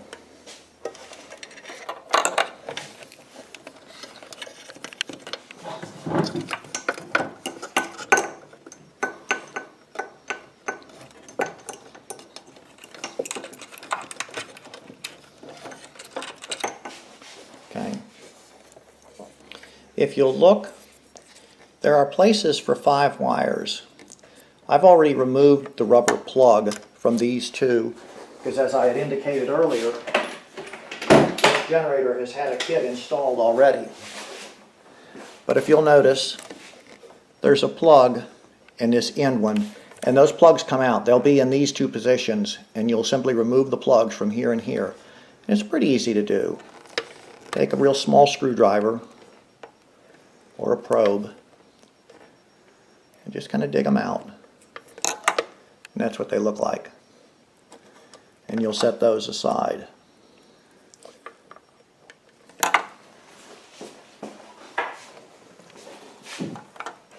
If you look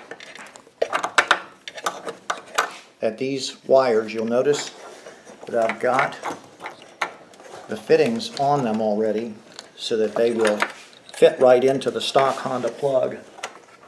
Before I snap those wires into the stock Honda plug, though, I want to make sure that all the wires are run nice and smooth and not wrapped around each other or anything like that.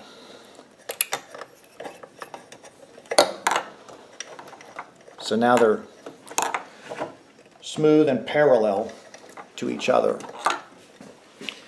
These wires are both black. That is because it does not matter which position either wire goes into.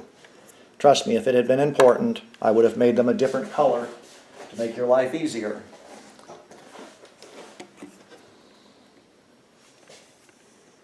Okay. If you'll notice, and you're going to have to zoom in on this, on the back of this plug, there's a split line where it was crimped. And you notice on this surface, there's an opening. Let me get a little pointer so I can show you. This opening right here is important because that's where the lock tab engages.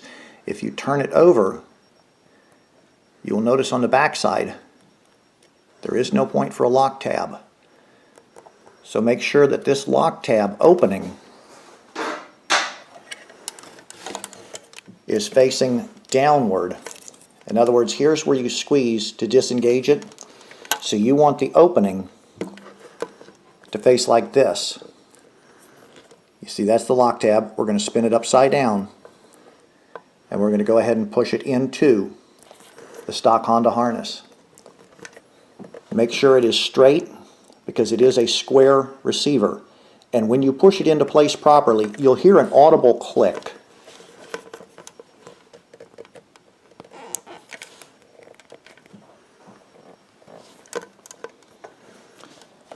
Not super audible, just barely audible.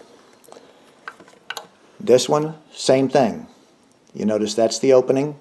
So we're going to roll it upside down, and we're going to push it into the next opening. That one you heard it clearly click. I don't know if you can see it or not, but both of the conductors are now fully engaged. In fact, I can remove this cover to give you a better look at it.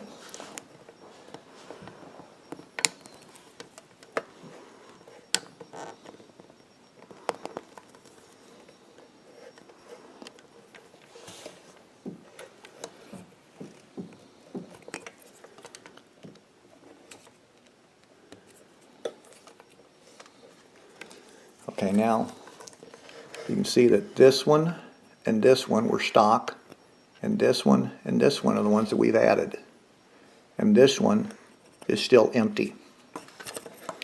And I'll go ahead and put this back in.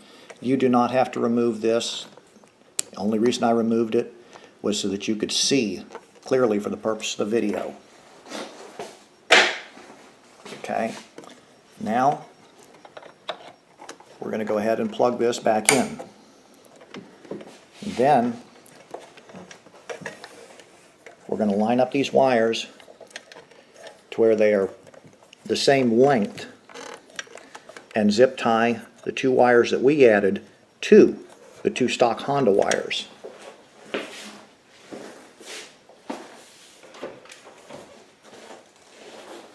We're going to use zip ties that were included in the kit to do this.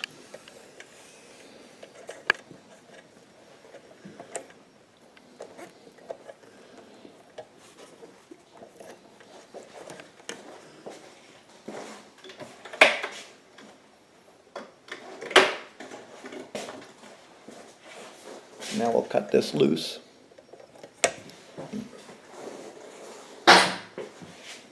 And remember, this wire was tucked into the back of this retainer.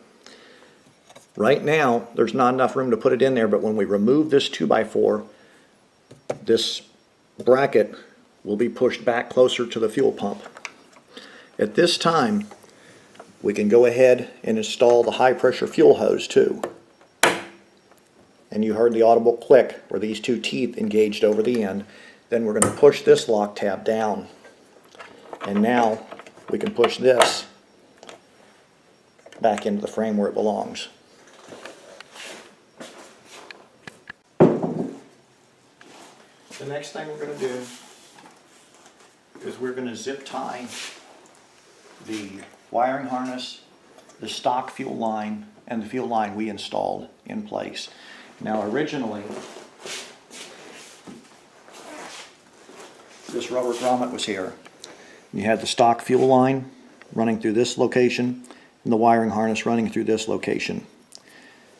So you had two harnesses running through here.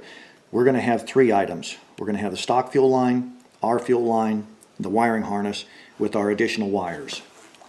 So we're going to bundle those three up, and then we're going to run a zip tie around it and in through the front cover. And the whole idea is that we should lay them flat so that if somebody is working on this in the future, it will be so neat that everybody will think that it is totally stock.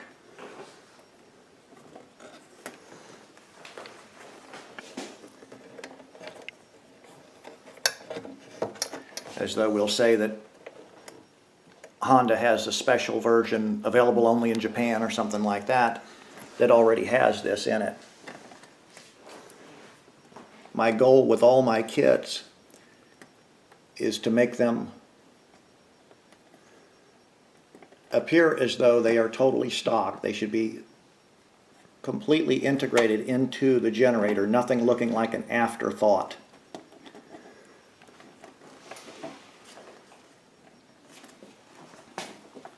And then we'll put another tie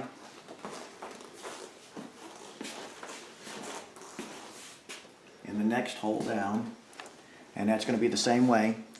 Wiring harness, our fuel line, and in the Honda fuel line. And you'll notice that I'm putting these tie wraps in loose for now. Once I'm happy with the way everything looks, we'll tighten them down a little.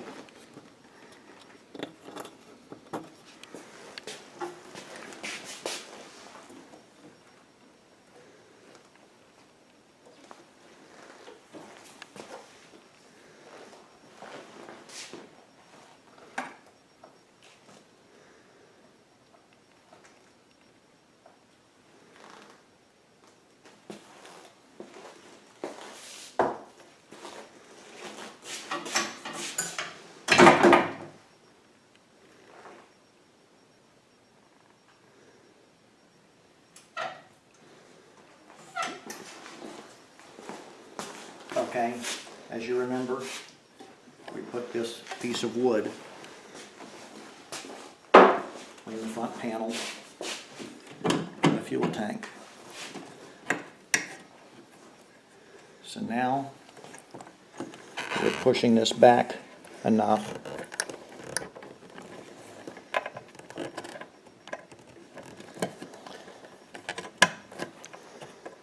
that this can be clipped in place. Now we'll push this panel all the way back up into place.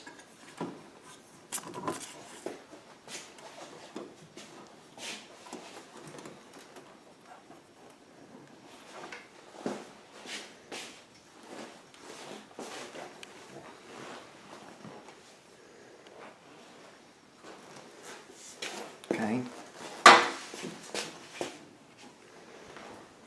Now that we've got everything the way we like it, I'm going to go ahead and tighten these down so that it holds the two fuel lines and the electrical harness in place nicely.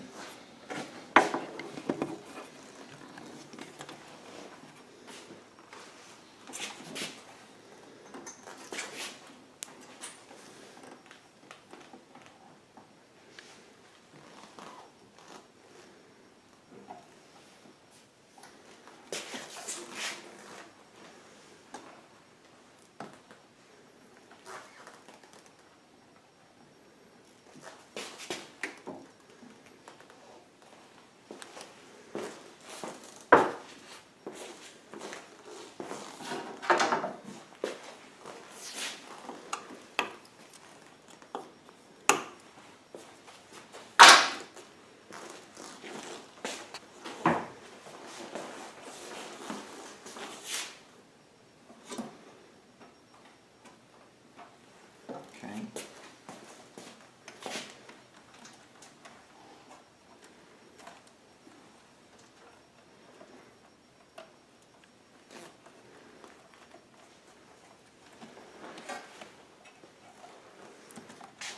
Just want to make sure that none of our wires are routed in a way that they're pinched or stretched too tight. I would like to point out that this wire that looks like it's stretched too tight is not mine. That's one of the factory Honda wires. So as long as there's something that doesn't look quite right, at least we know it wasn't our work. Okay, now what I'm going to do is lift the electrical panel up into place and just hang it on the studs.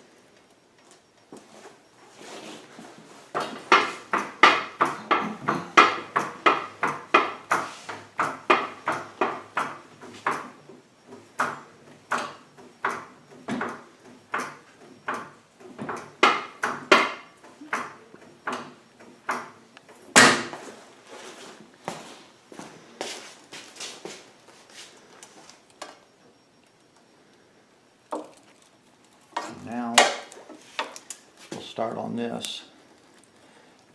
You notice that this plug is made by the same manufacturer as Honda uses to make all their plugs, which gives it a much more factory look instead of some afterthought or something like that, because we certainly don't want our work to look like it was just thrown on at the last minute. I'm simply routing the wires in such a way that they will look better.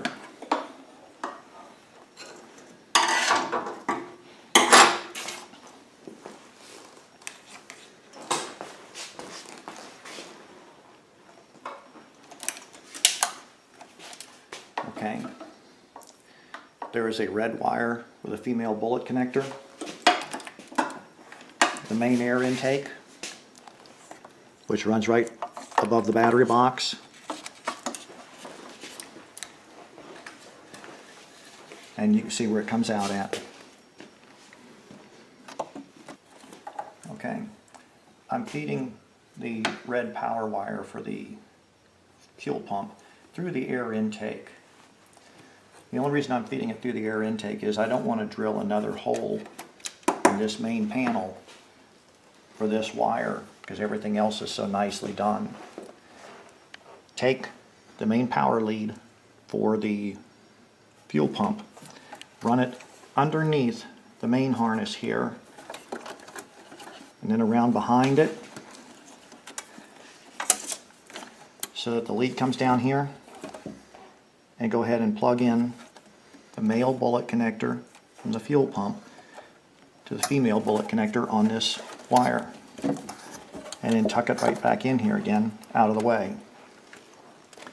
So you will have a wire running through an air intake.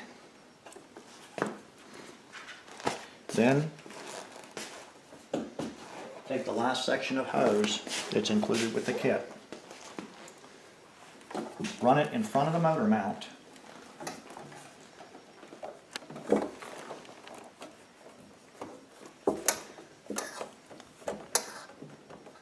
so it goes in front of the motor mount and then under this mount bracket and then onto the hose barb onto the front of the fuel pump.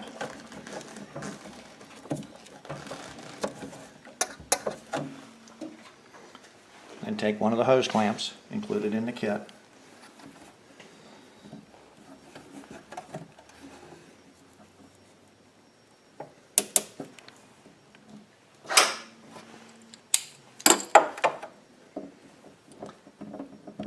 and go ahead and snap that down.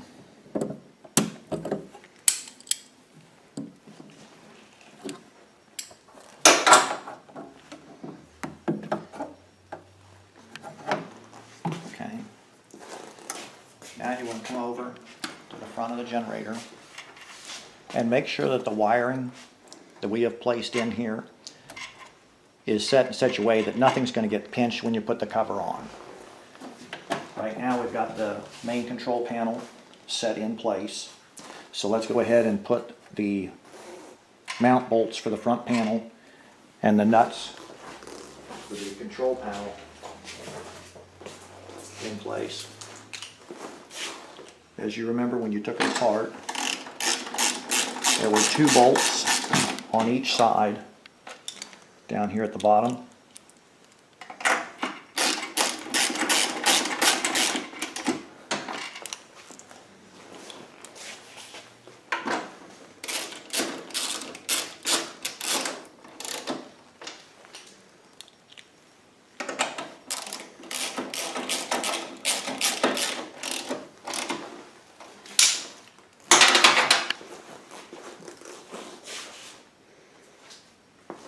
Then there were 3 nuts that held the control panel on. One right down here in the center.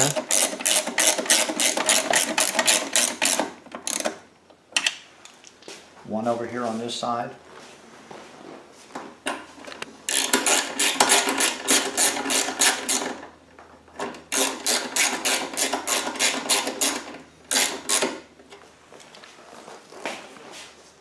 And then one over here,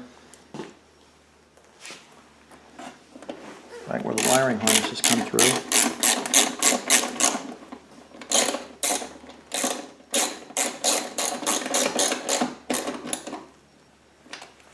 And then, as you remember, there was a cover that snaps on over this nut that prevents any of the wires from becoming chafed.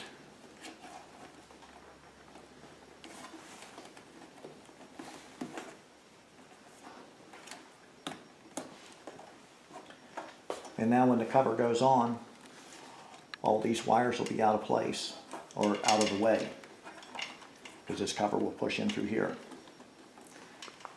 We'll wait and connect this wire last, because that's the power lead and it'll go to the battery terminal.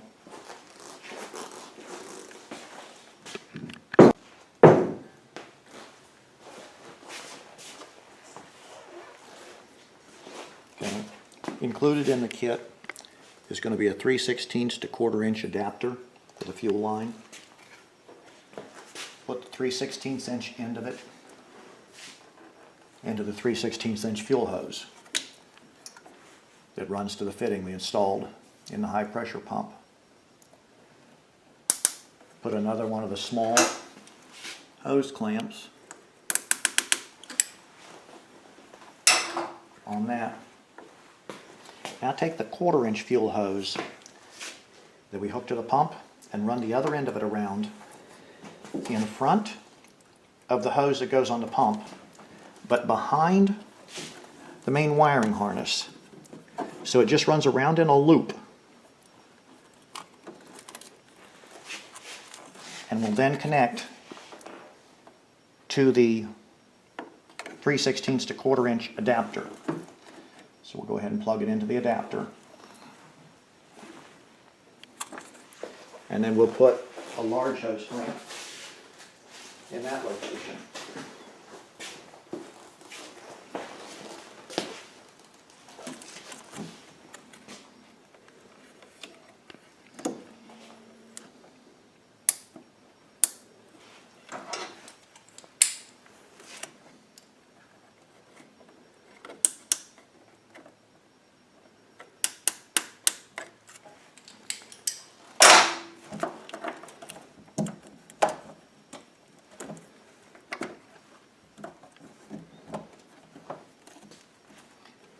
Just run your fingers back in here and make sure that you haven't accidentally pinched anything.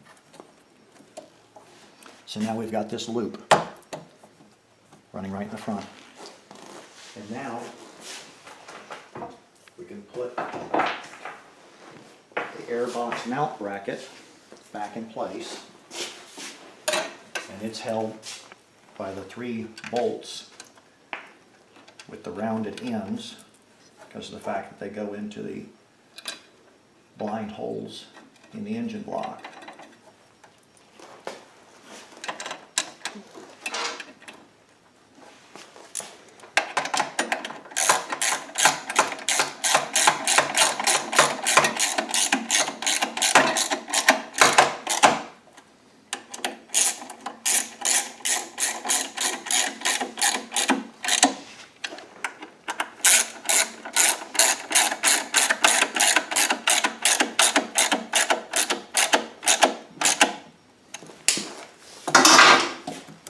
Okay, Good, I'm just wiggling this hose down here and making sure that the one up here wiggles, and that's a good indication that it's not pinched or anything else. If you look up in here, you'll see that right where the main harness comes through the front panel, there's our 2 wires that we added, and they now run up to the high pressure pump along with the hose that we've added and the stock fuel hose.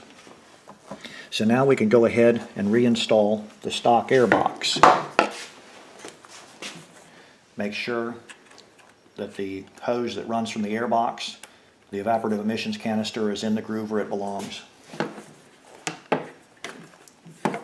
Tuck this down in. Then we'll have to feed it forward through the rubber grommet that goes behind the battery box. I'm just checking to make sure that the short hose that connects the upper air intake cover to the air box itself is in place correctly.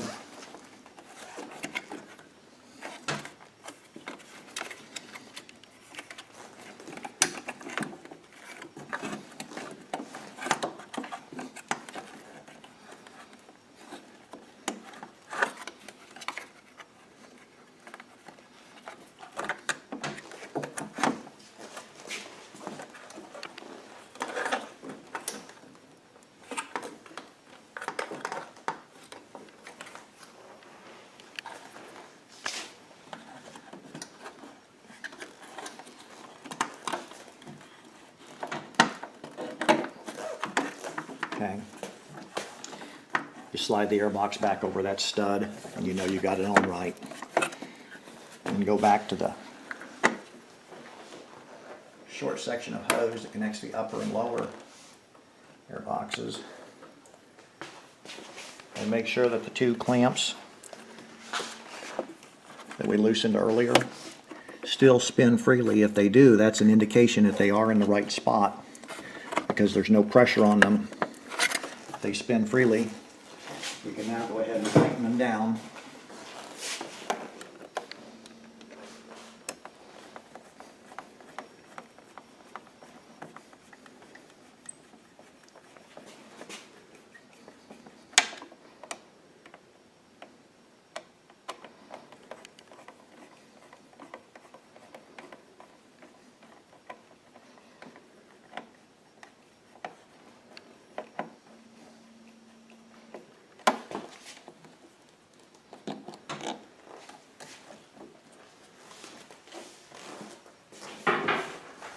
Now we'll take the 3 bolts and nut that held the lower air box in place.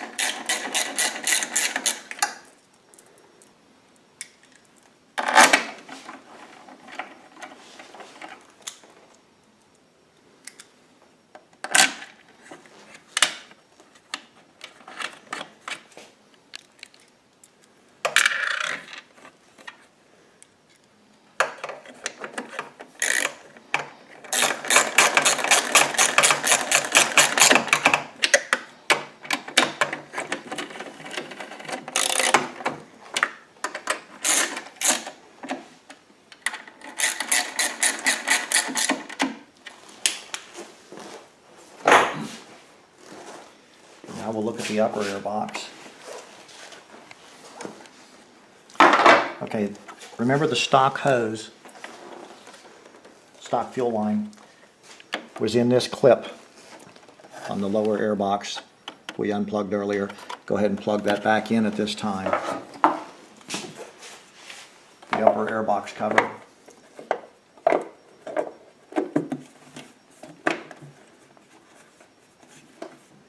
Goes in place right here. Actually, we'll need to feed the top rear clip in place first, because that goes into that little area. I guess Honda designed it that way, thinking that it would make it easier to reassemble. I'm not sure if it does or not.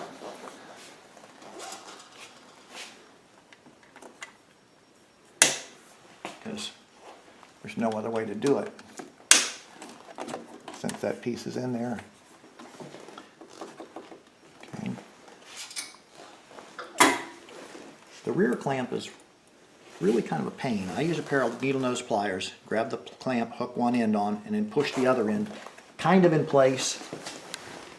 And then I have to come back and get a different grip on it to really get it up in there where it goes.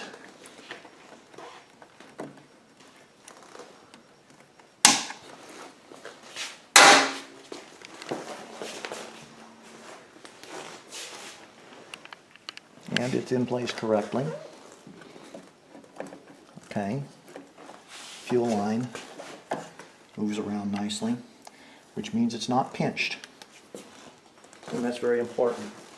Now I'm going to do a test fit of the air filter and the air box lid. I've noticed that it's easier to put the air filter in if you lay it in the lid of the air box and slide the whole thing in one piece. Excuse me, it's easier for me if I do it that way.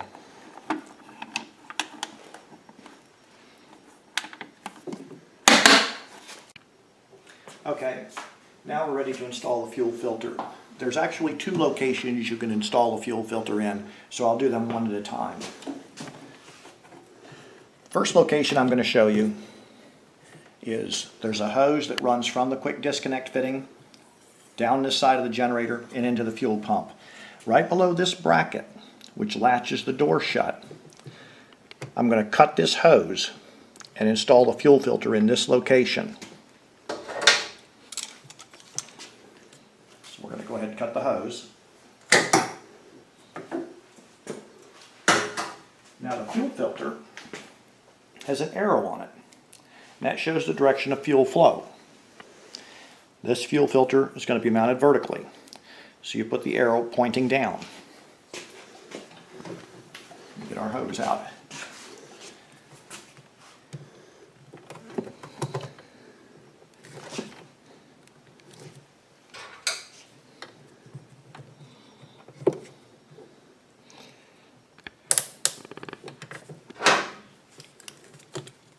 Keep in mind that this is on the intake side of the fuel pump, so 2 things occur. Number 1, this is suction. There's no pressure here. Number 2, since this is before the fuel pump, this location, the fuel filter, will protect the fuel pump from any foreign object damage as well, instead of just protecting the rest of the fuel system and leaving the pump at the mercy of the elements. I'm going to take just a section out of it, roughly equal to the length of the fuel pump, or the fuel filter.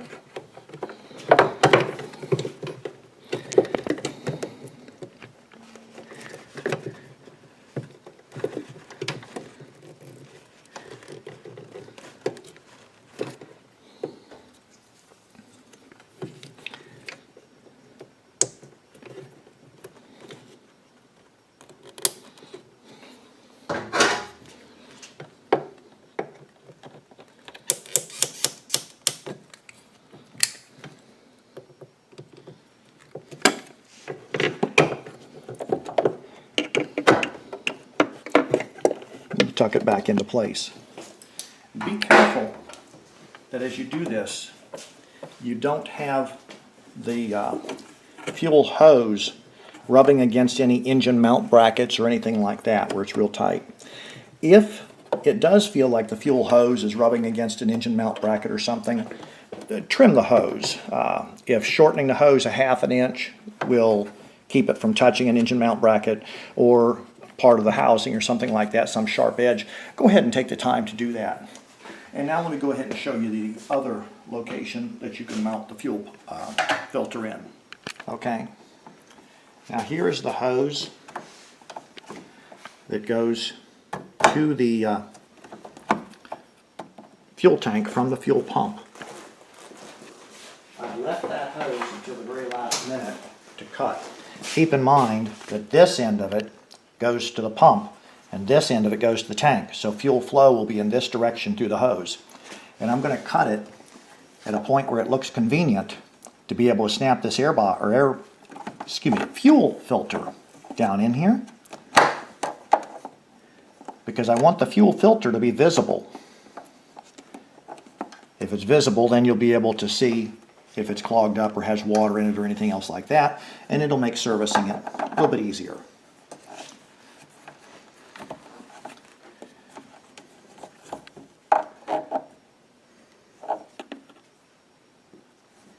Okay, so I'm going to cut the hose right here and install the filter.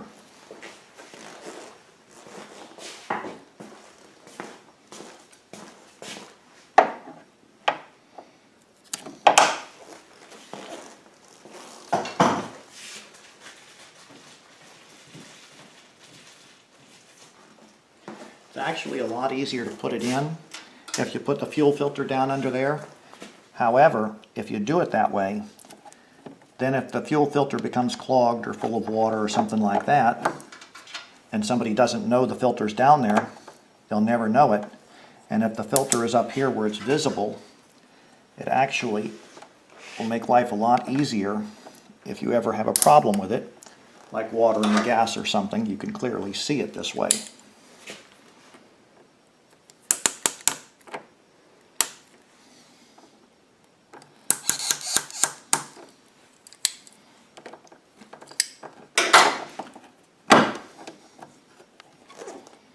Okay, now we've got our fuel filter in there.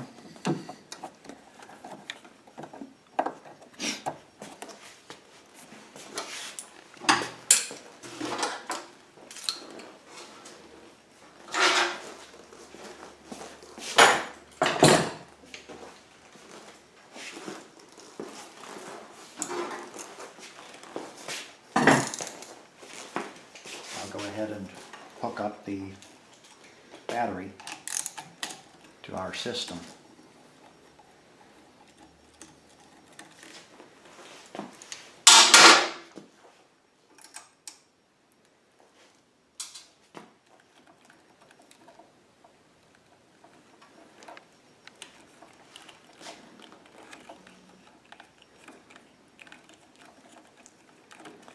Now it's a little bit harder to do if you feed the wire in through the main battery boot like I just did, but I think it looks nicer in the end.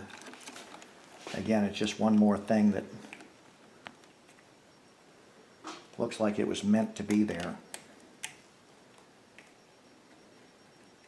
It makes the battery boot just a little bit more difficult to fit into place, but let's not kid each other. It was never particularly easy to fit the battery boot in on this generator.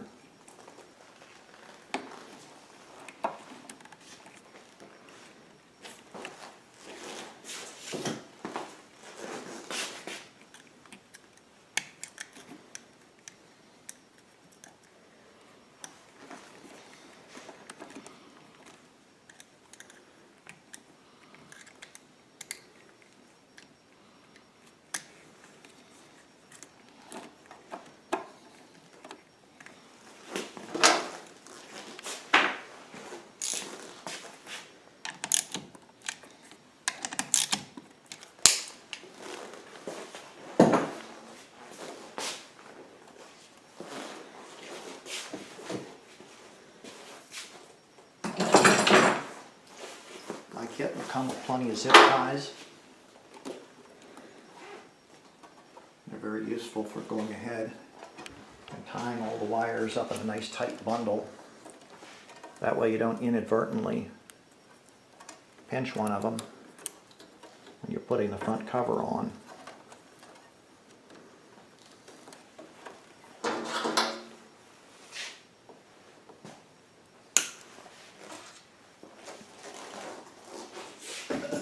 Now just go through and look it over and make sure that nothing looks particularly out of place.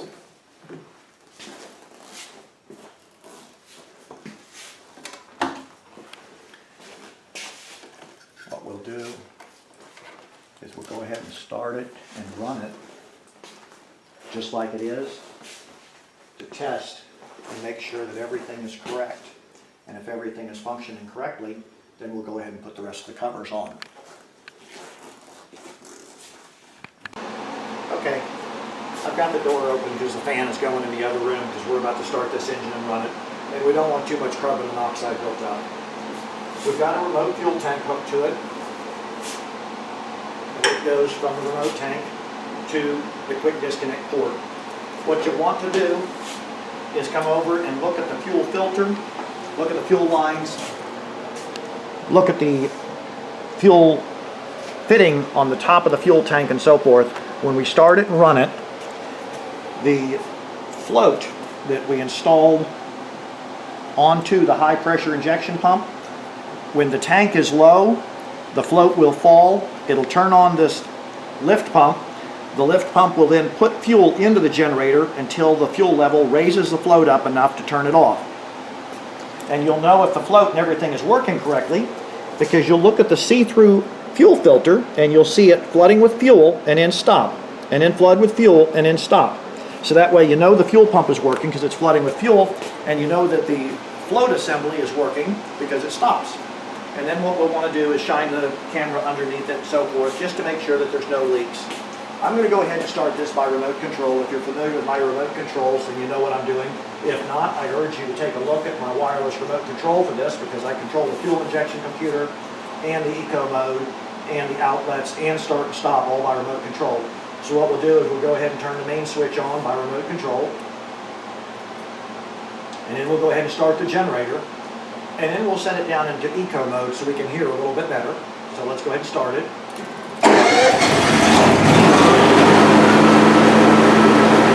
Then we'll put it in eco mode. Now come over here and you can see the fuel pump. You know it's pumping because you see fuel moving through it. And now it's slowed down.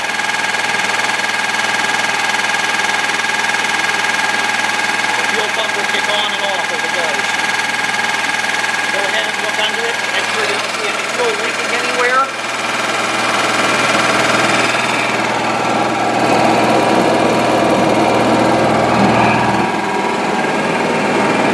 Look out here, there's no fuel leaks.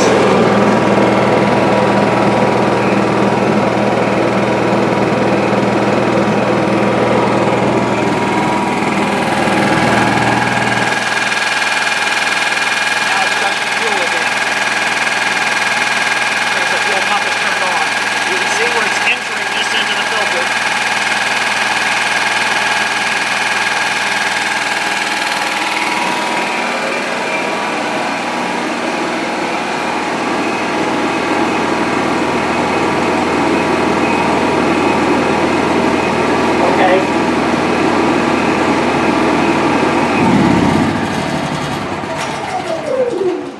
At this point, we'll go ahead and put all the cabinetry back on.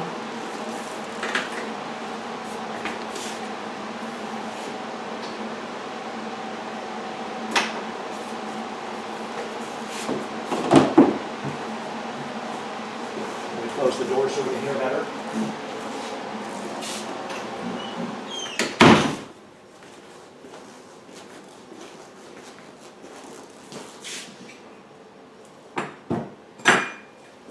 First step to putting the cabinetry back on will be the brackets for the handlebars. And of course there is a left and a right.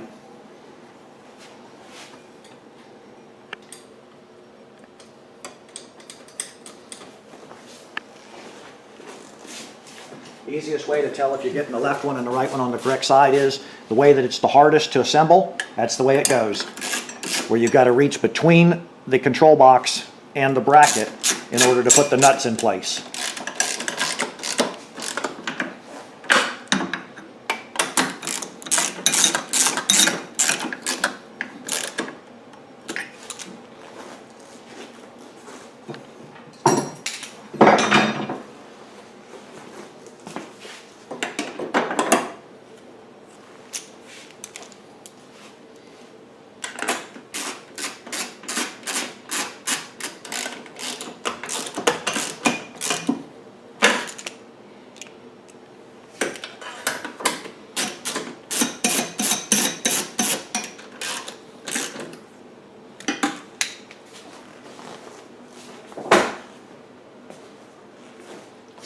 then the pieces of foam.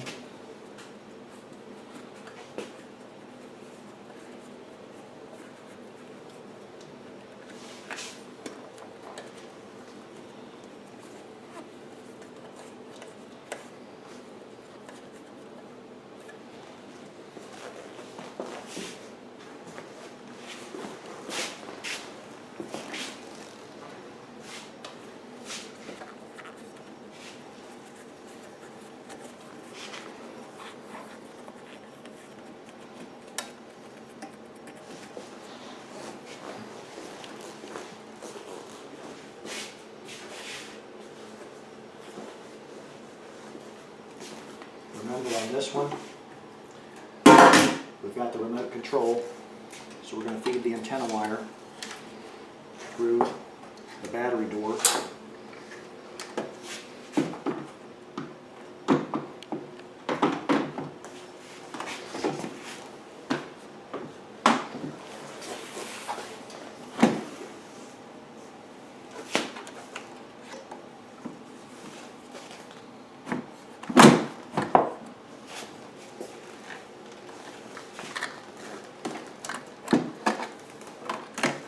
Also, if we remove the key,